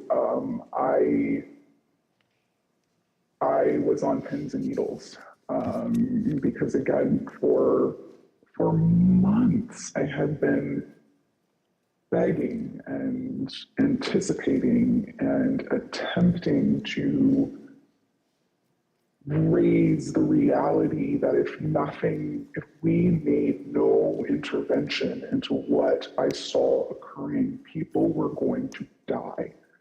And on January 5th, I realized no intervention was coming. And even as hard as I had tried to create one or implement one, there was nothing, and we were at the whims and the mercy of a violent crowd that was locked and loaded. And just for the record, this was content that was echoing statements by the former president, but also Proud Boys and other known violent extremist groups? Yeah. There were also concerns among members of Congress. We have a recently released recording of a conversation that took place among Republican members in the U.S. Capitol on the eve of January 6th. This is Republican Congresswoman Debbie Lesko from Arizona, who led some of the unfounded objections to the election results. I also asked leadership to come up with a safety plan for members. I'm actually very concerned about this because we have who knows how many hundreds of thousands of people coming here. We have Antifa. We also have, quite honestly, Trump supporters who actually believe that we are going to overturn the election. And when that doesn't happen, most likely will not happen, they are going to go nuts. That same evening, as President Trump listened to the rally from the Oval Office, he was also working on his speech to be delivered the next day. And based on documents we've received from the National Archives, including multiple drafts of the president's speech, as well as from witness testimony, we understand how that speech devolved into a call to action and a call to fight. One of the first edits President Trump made to his speech was to incorporate his 5:05 p.m. tweet, revising his speech to say, "All of us are here today, do not want to see our election victory stolen by emboldened radical left Democrats. Our country has had enough. We will not take it anymore." He also added, "Together, we will stop the steal." President Trump's edits continued into the morning of January 6th. And as you can see from the president's daily diary here, the president spoke to his chief speechwriter, Stephen Miller, for over 25 minutes that morning.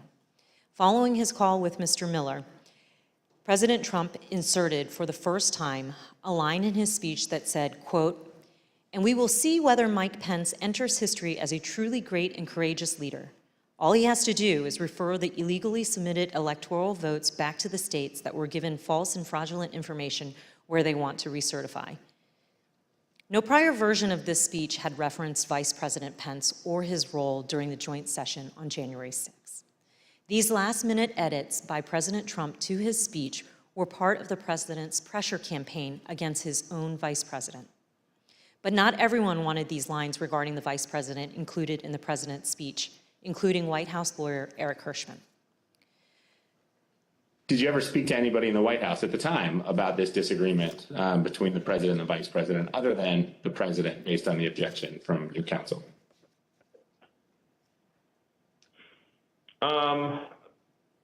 Maybe had a brief conversation about it with Eric Hirschman. Tell me about that. What do you remember him saying to you about this disagreement? I just remember him saying that he had a,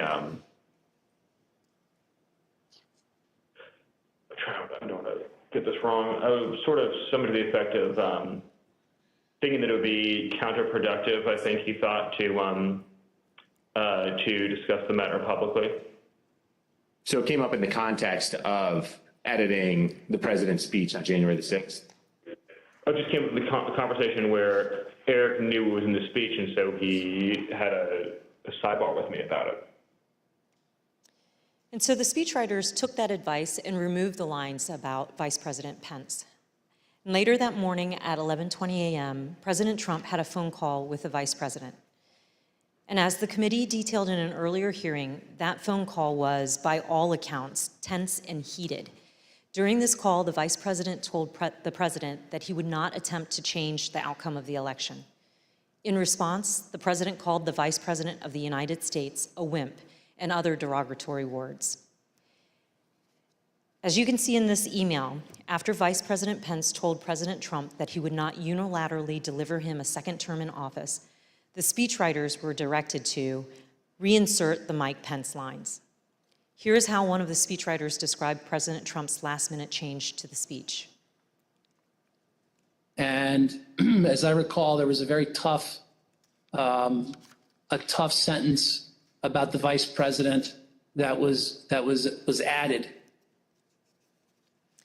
President Trump wanted to use his speech to attack Vice President Pence in front of a crowd of thousands of angry supporters who had been led to believe the election was stolen.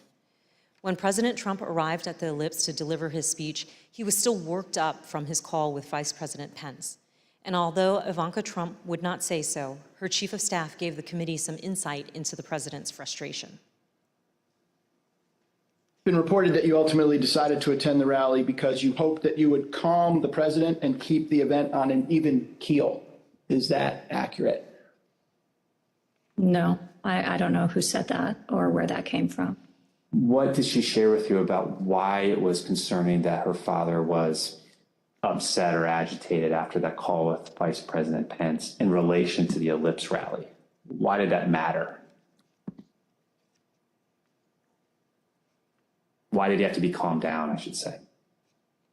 Well, she shared that he had called the vice president a not an expletive word. I think that bothered her, and I think she could tell based on the conversations and what was going on in the office that he was angry and upset, and people were providing misinformation. And she felt like she might be able to help calm this situation down, at least before he went on to stage.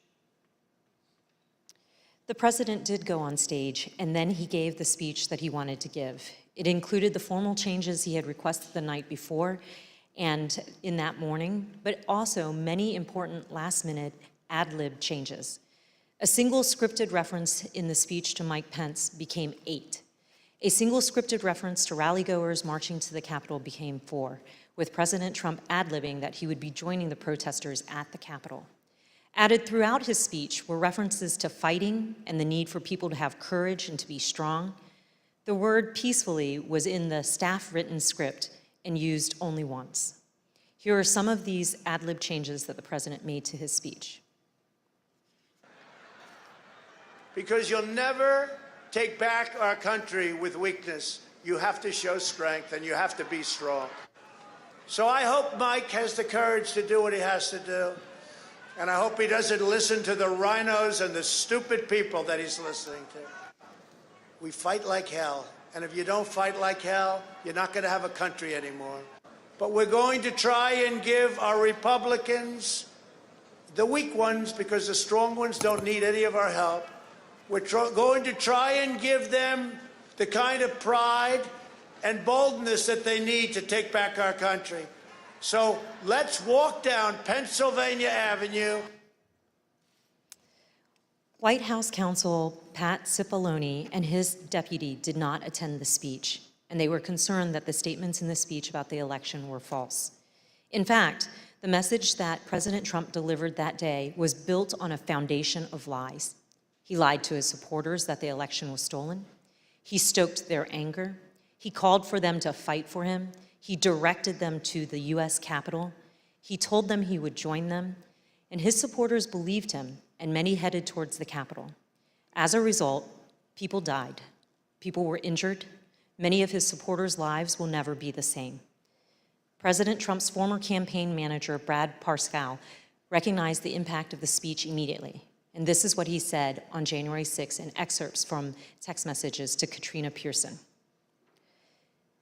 Mr. Parscale said, quote, "This is about Trump pushing for uncertainty in our country, a sitting president asking for civil war." And then when he said, "This week I feel guilty for helping him win," Katrina Pearson responded, "You did what you felt right at the time, and therefore it was right." Mr. Parscale added, "Yeah, but a woman is dead. And yeah, if I was Trump and I knew my rhetoric killed someone." When Ms. Pearson replied, "It wasn't the rhetoric," Mr. Parscale said, "Katrina, yes, it was." Thank you, Mr. Chairman. I yield back. Gentlelady yields back. We're joined today by Mr. Jason Van Tavenhove and Mr. Stephen Ayers. Mr. Tavenhove is an artist and journalist. He's a former spokesman of the Oath Keepers and a former close associate of Elmer Stewart Rhodes, the founder and president of the Oath Keepers, who has been charged with seditious conspiracy in relation to the Capitol attack. Mr. Van Tatenhove broke with the Oath Keepers and has since spoken out forcefully against the violent group. Mr. Ayers is a former supporter of President Trump. He answered the president's call to come to Washington, D.C. on January 6th. He marched to the Capitol on the president's orders. He pleaded guilty last month to disorderly and disruptive conduct at the Capitol. Mr. Ayers, who no longer supports President Trump, came forward voluntarily to share his story as a warning. I will now swear in our witnesses. The witnesses will please stand and raise their right hand. Do you swear or affirm under penalty of perjury that the testimony you're about to give is the truth, the whole truth, and nothing but the truth, so help you God? Thank you. You may be seated. Let the record reflect that the witnesses answered in the affirmative. I recognize myself for questions. Today, we've discussed how President Trump summoned an angry mob of supporters to Washington, D.C., many of whom came prepared to do battle against police and politicians alike. We're fortunate enough to be joined by two witnesses who can help us understand who was in the mob that day.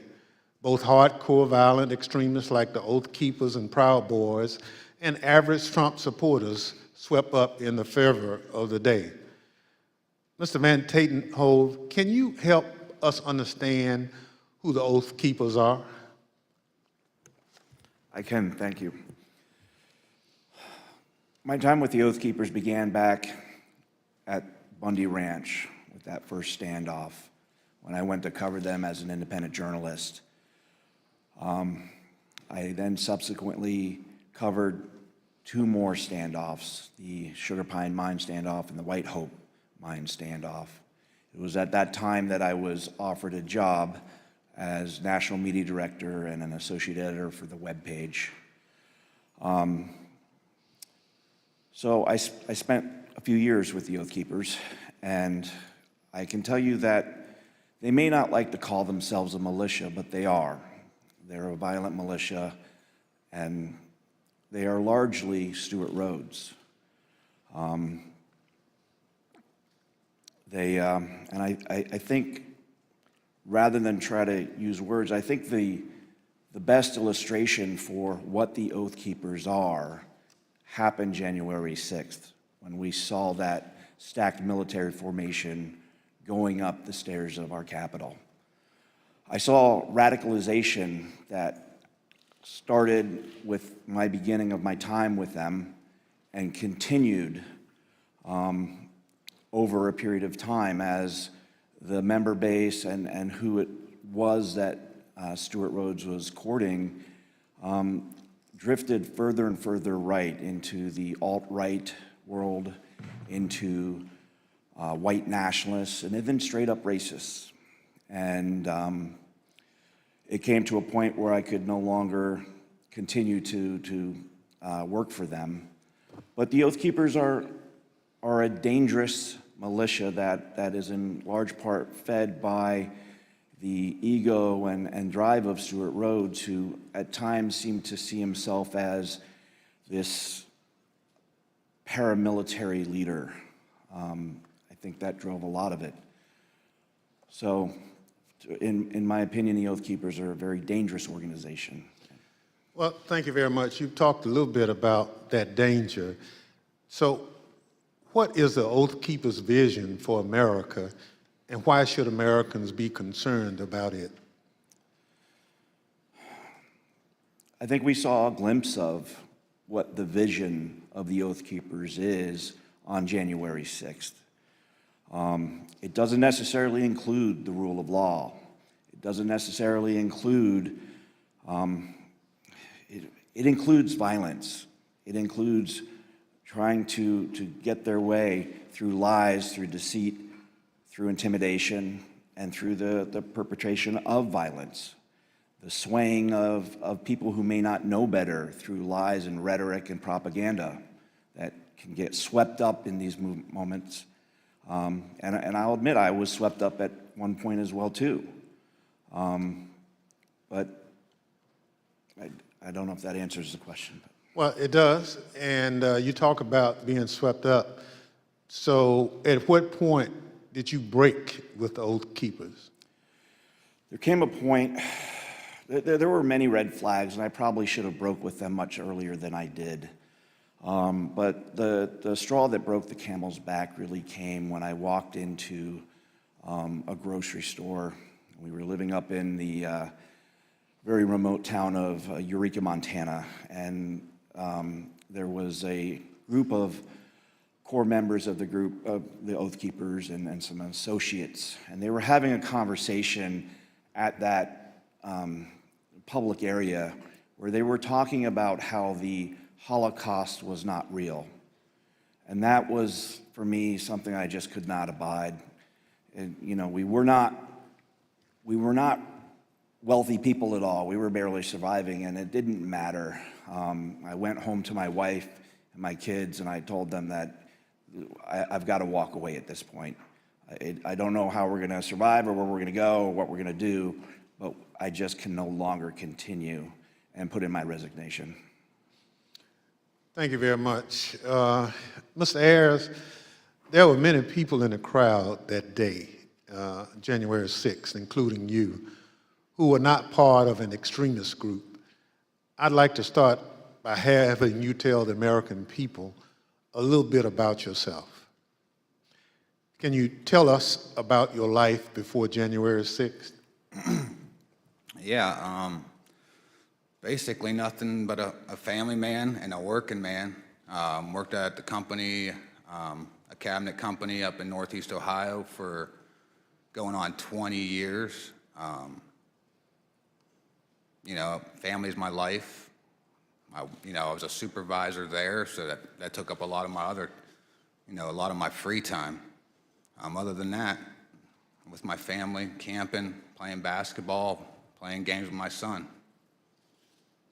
Just what any ordinary American citizen, family man would do. Yep, exactly. So this committee has reviewed thousands of hours of surveillance footage from January 6th. During this review, we identified you entering the Capitol as we see in this video. Mr. Ayers, why did you decide to come to Washington on January 6th? For me personally, I was, pretty hardcore into the social media, Facebook, Twitter, Instagram. I followed, President Trump, on all of the websites, he basically put out, come to stop the steal rally, and I felt like I needed to be down here. So you basically learned about the rally on social media and at some point made a decision to come to Washington. Yep. I had some friends I found out were coming down, and I just hopped on with them right at the tail end when I found out, and came down here with them. Thank you very much. The chair recognizes the vice chair, Ms. Cheney of Wyoming, for any questions she may have. Thank you very much, Mr. Chairman. Mr. Ayers, when you entered the Capitol last year, did you believe that the election had been stolen? At that time, yeah. Everything that I was seeing online, I definitely believed that that's exactly what that was the case. And when you heard from President Trump that the election was stolen, how did that make you feel? Oh, I was very upset, as were most of his supporters. That's basically what got me to come down here. And do you still believe the election was stolen? Not so much now. I got away from all the social media when January 6th happened. Basically deleted it all. I started doing my own research and everything. And for me, for something like that to be that, for that to actually take place, it's too big. There's no way you can keep something like that quiet, as big as something like that. With all the lawsuits being shot down one after another, that was mainly what convinced me. Well, and I think that's very important. And we've also talked about today and in previous hearings the extent to which the president himself was told that the election hadn't been stolen by his Justice Department, by his White House counsel, by his campaign. Would it have made a difference to you to know that President Trump himself had no evidence of widespread fraud? Oh, definitely. Who knows? I may not have come down here then. Thank you very much, Mr. Chairman. I yield back. Gentlelady yields back. Chair recognizes the gentlewoman from Florida, Ms. Murphy. Thank you, Mr. Chairman.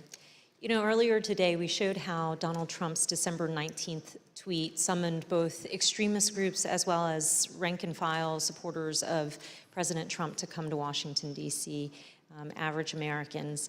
He told them to, quote, "Be there, we'll be wild," and they came. We showed how how President Trump repeatedly told them, "Fight, fight, fight," and they marched to the Capitol. Mr. Ayers, you were in that crowd at the rally, and then the crowd that marched to the Capitol. When you arrived on the ellipse that morning, were you planning on going to the Capitol? No, we didn't actually plan to go down there. We went basically to see the Stop the Steal rally, and that was it. So why did you decide to march to the Capitol? Well, basically, the president, got everybody riled up, told everybody to head on down. So we basically were just following what he said. After the president's speech, as you're marching down to the Capitol, how did you feel? I was, I'm angry, after everything that was basically said in the speech. A lot of the stuff he said, he already put out in tweets. I've already seen it and heard it before. So, I was already worked up, and so were most of the people there. So as you started marching, did you think there was still a chance the election would be overturned? Yeah, at that time I did, because everybody was kind of like in the hope that, Vice President Pence was not going to certify the election. Also the whole time on our way down there, we kept hearing about this big reveal I remember us talking about, and we kind of thought maybe that was it. So that hope was there. Did you think that the president would be marching with you? Yeah, I think everybody thought he was going to be coming down. He said in his speech, kind of like he's going to be there with us. So, I think I believed it. I understand. We know that you illegally entered the Capitol that afternoon and then left the Capitol area later on. What made you decide to leave? Basically, when President Trump put his tweet out, we literally left right after that come out.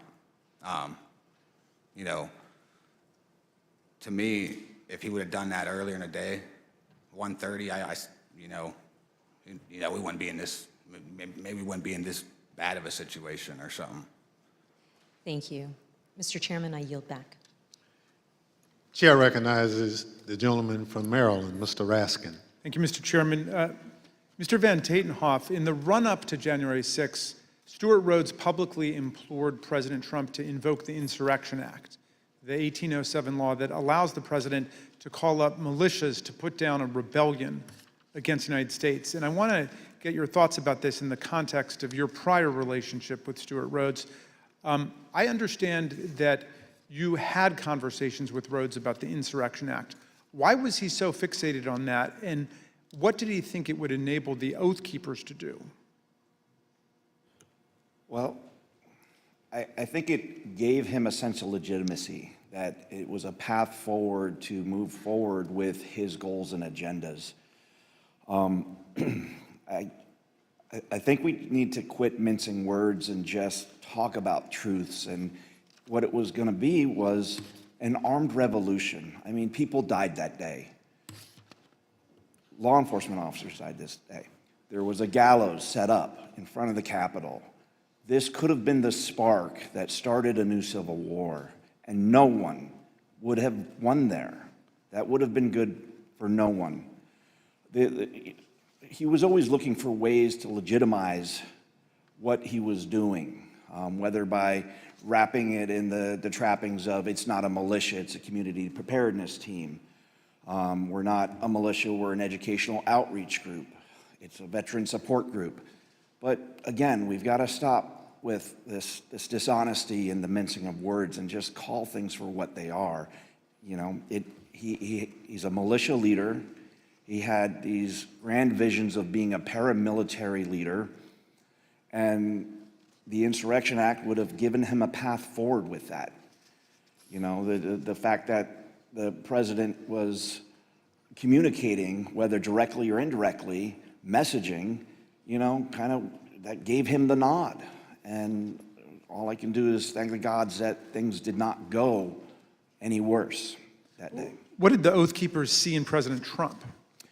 They saw a path forward that would have legitimacy. They saw opportunity, I think, in my opinion, to become a paramilitary force, you know? Last week, the Department of Justice indicated that it has evidence of the Oath Keepers bringing not just firearms, but explosives to Washington ahead of January 6th. And the committee's also learned that Stuart Rhodes stopped to buy weapons on his way to Washington and shipped roughly $7,000 worth of tactical gear to a January 6th rally planner in Virginia before the attack.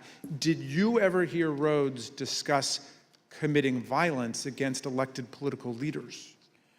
Yeah, I mean, that went back from the very beginning of my tenure. One of the first assignments that he brought to me wanting me to do as more of a graphic artist function was to create a deck of cards. You may remember back to the conflict in the Middle East where our own military created a deck of cards, which was a who's who of kind of the key players on the other side that they wanted to take out. And Stuart was very intrigued by that notion and influenced by it, I think. And he wanted me to create a deck of cards that would include different politicians, judges, including up to Hillary Clinton as the Queen of Hearts. This is a project that I refused to do. But from the very start, we saw that. There was always the push for military training, including there were courses in that community that went over explosives training. So yeah, this all falls in line. Mr. Van Tatenhoff, you say in your very thoughtful written testimony that we received today that you fear what the next election cycle will bring, And you also say that we have been exceedingly lucky in that we have not seen more bloodshed so far. I wonder if you would elaborate on those two statements. I think as far as the luck goes, we've had the potential from Bundy Ranch on. I mean, being boots on the ground at these standoffs, and they were standoffs where there were firearms pointed across lines at federal law enforcement agencies, you know, whatever it may be with that particular standoff. But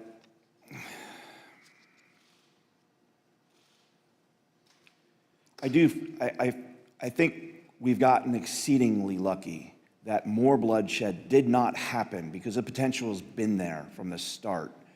And we got very lucky that the loss of life was, and as tragic as it is, that we saw on January 6th, the potential was so much more.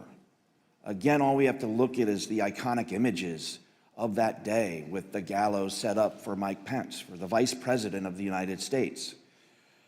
You know, and I do fear for this next election cycle because who knows what that might bring. If a president that's willing to try to instill and encourage, to whip up a civil war amongst his followers using lies and deceit and snake oil, and regardless of the human impact, what else is he going to do if he gets elected again? All bets are off at that point.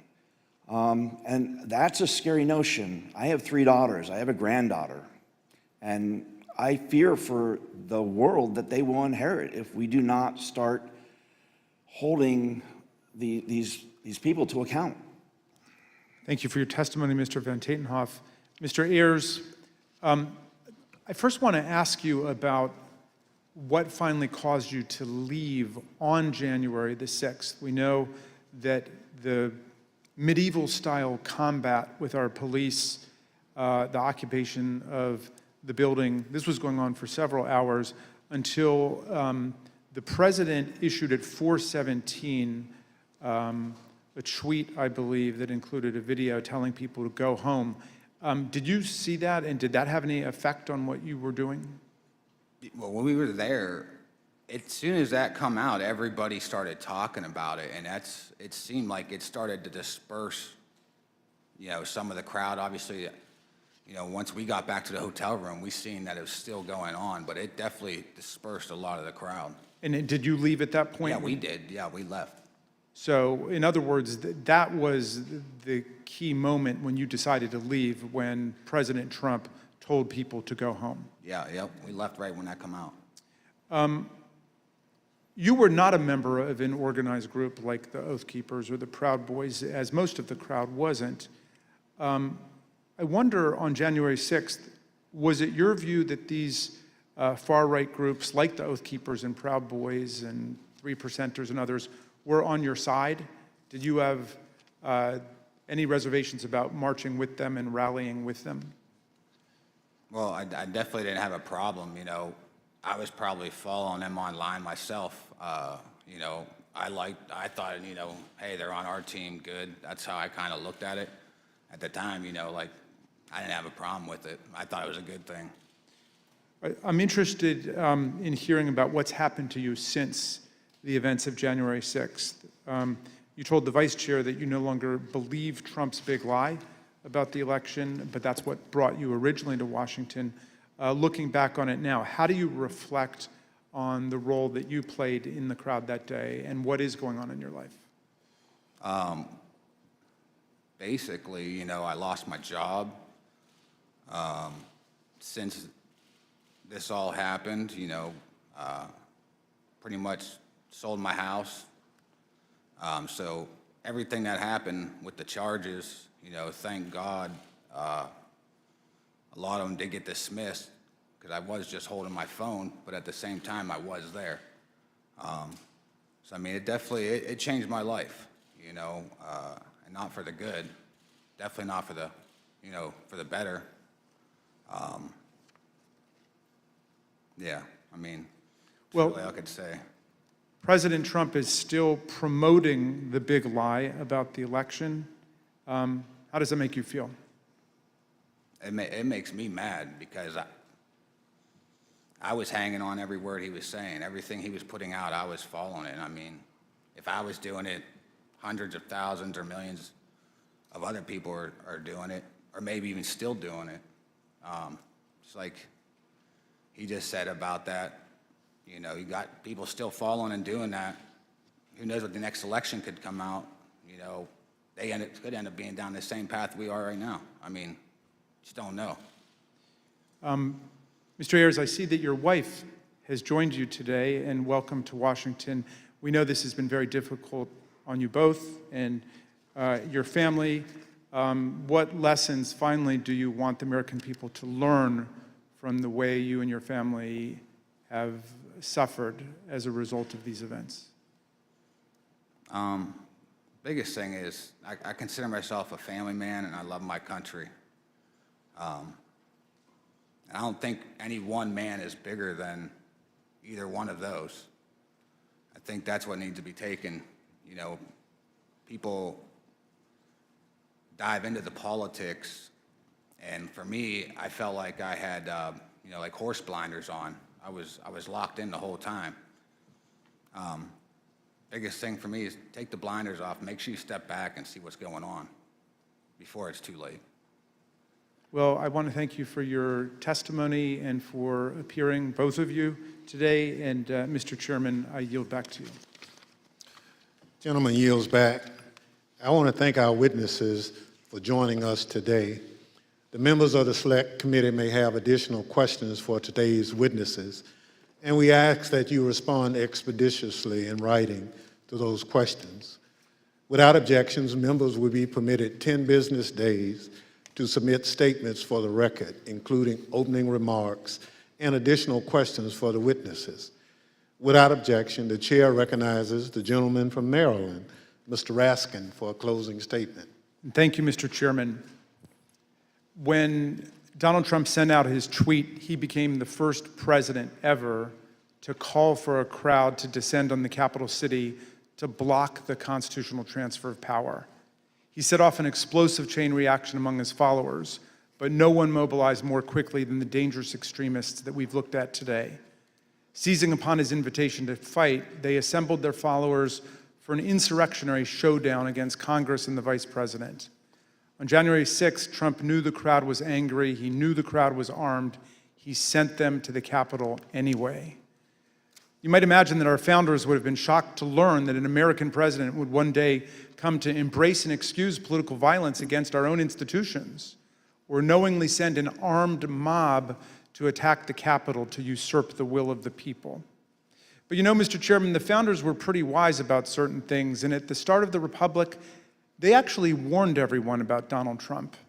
Not by name, of course, but in the course of advising about the certain prospect that ambitious politicians would try to mobilize violent mobs to tear down our own institutions in service of their insatiable ambitions. In the very first Federalist paper, Alexander Hamilton observed that history teaches that opportunistic politicians who desire to rule at all costs will begin first as demagogues, pandering to the angry and malignant passions of the crowd, but then end up as tyrants, trampling the freedoms and the rights of the people. A violent insurrection to overturn an election is not an abstract thing, as we've heard. Hundreds of people were bloodied, injured, and wounded in the process, including more than 150 police officers, some of them sitting in this room today. I want to give you an update on one officer who was badly wounded in the attack and is well known to the members of this committee because he testified before us last year. Sergeant Aquilino Gunnell is an Army veteran who spent a year on active combat duty in the Iraq War and then 16 years on the Capitol Force.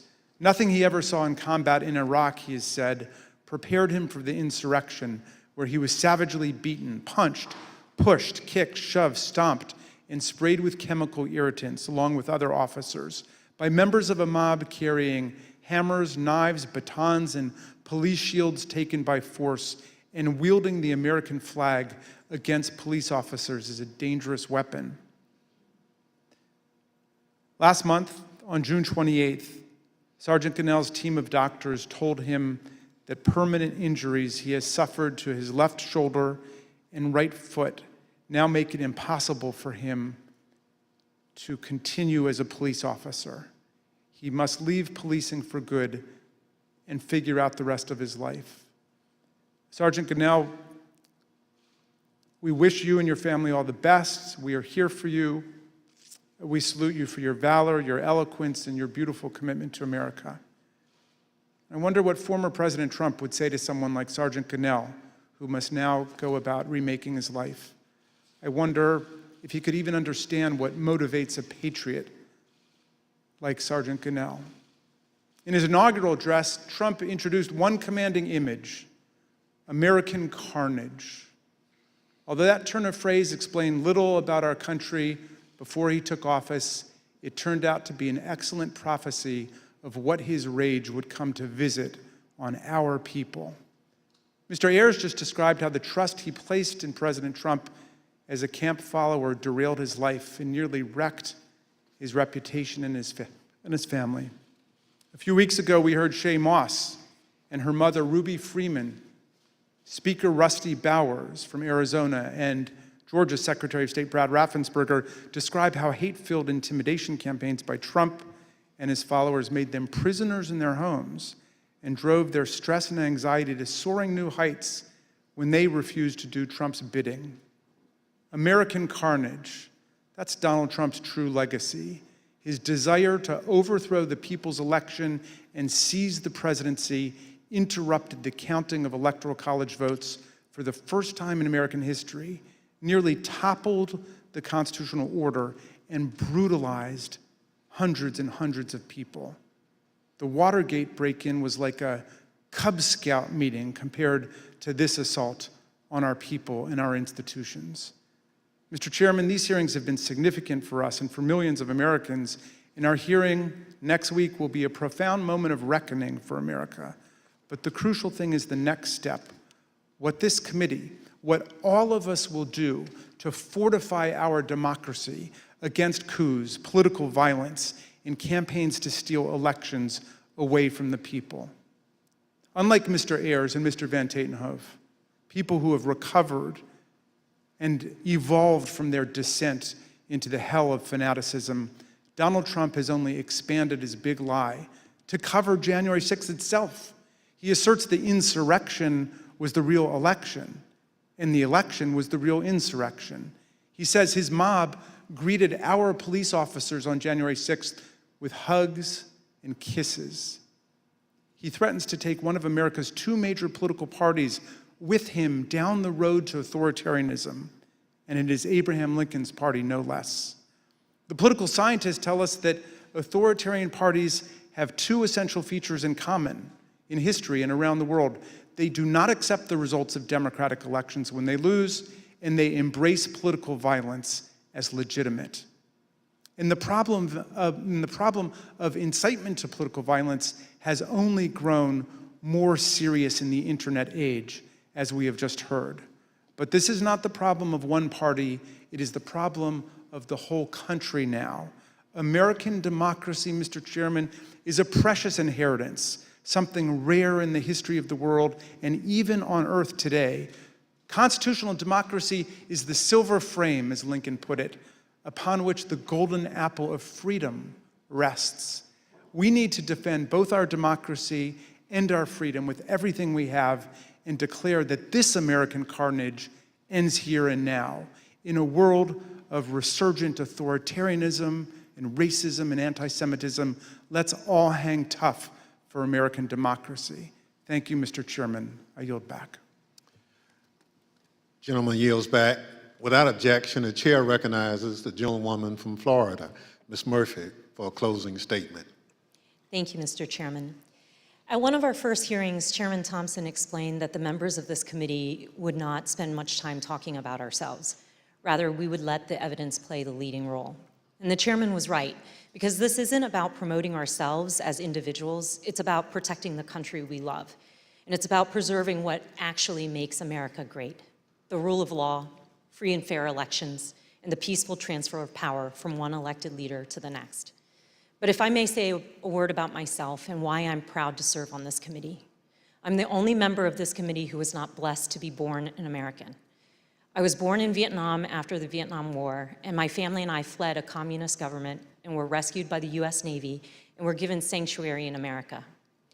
My patriotism is rooted in my gratitude for America's grace and generosity. I love this country.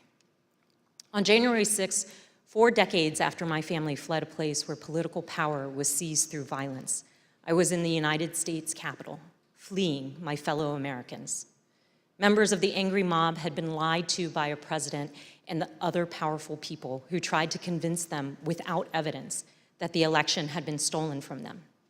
Some of them then tried to use physical violence to overturn the outcome of a free and fair election.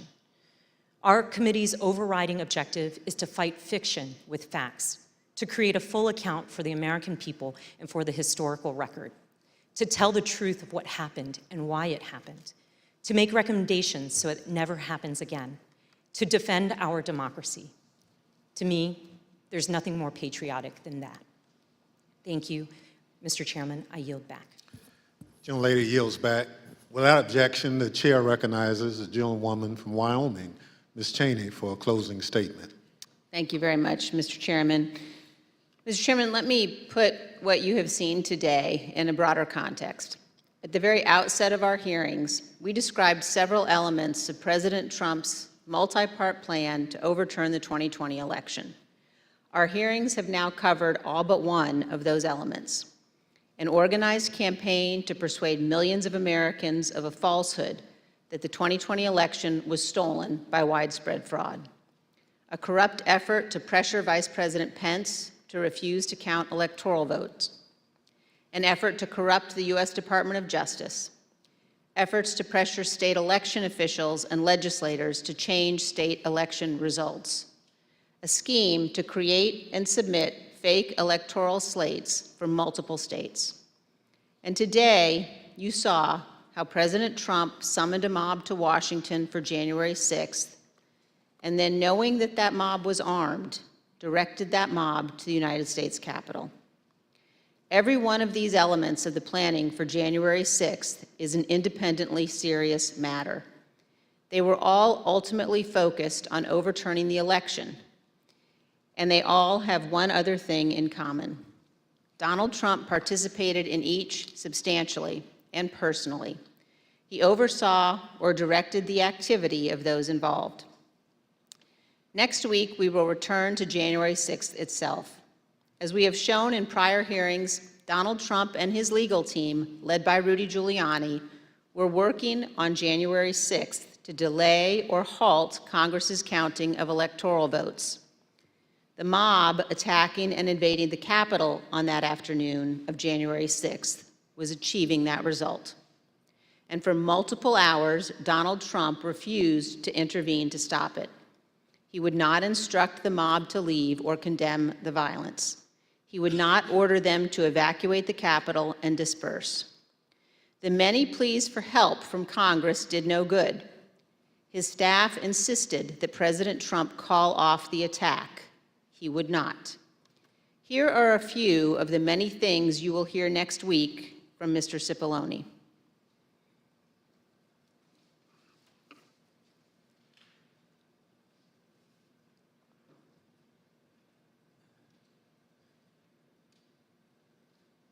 Is that right? I was, and others were as well. Was it necessary for you to continue to push for a statement directing people to leave all the way through that period of time until it was ultimately issued after? I felt it was my obligation to continue to push for that, and others felt it was their obligation as well. Would it have been possible at any moment for the president to walk down to the podium in the briefing room and talk to the nation at any time between when you first gave him that advice at 2 o'clock and 4:17 when the video statement went out? Would that have been possible? Would it have been possible? Yes. Yes, it would have been possible. And you will hear that Donald Trump never picked up the phone that day to order his administration to help. This is not ambiguous. He did not call the military. His Secretary of Defense received no order. He did not call his Attorney General. He did not talk to the Department of Homeland Security. Mike Pence did all of those things. Donald Trump did not.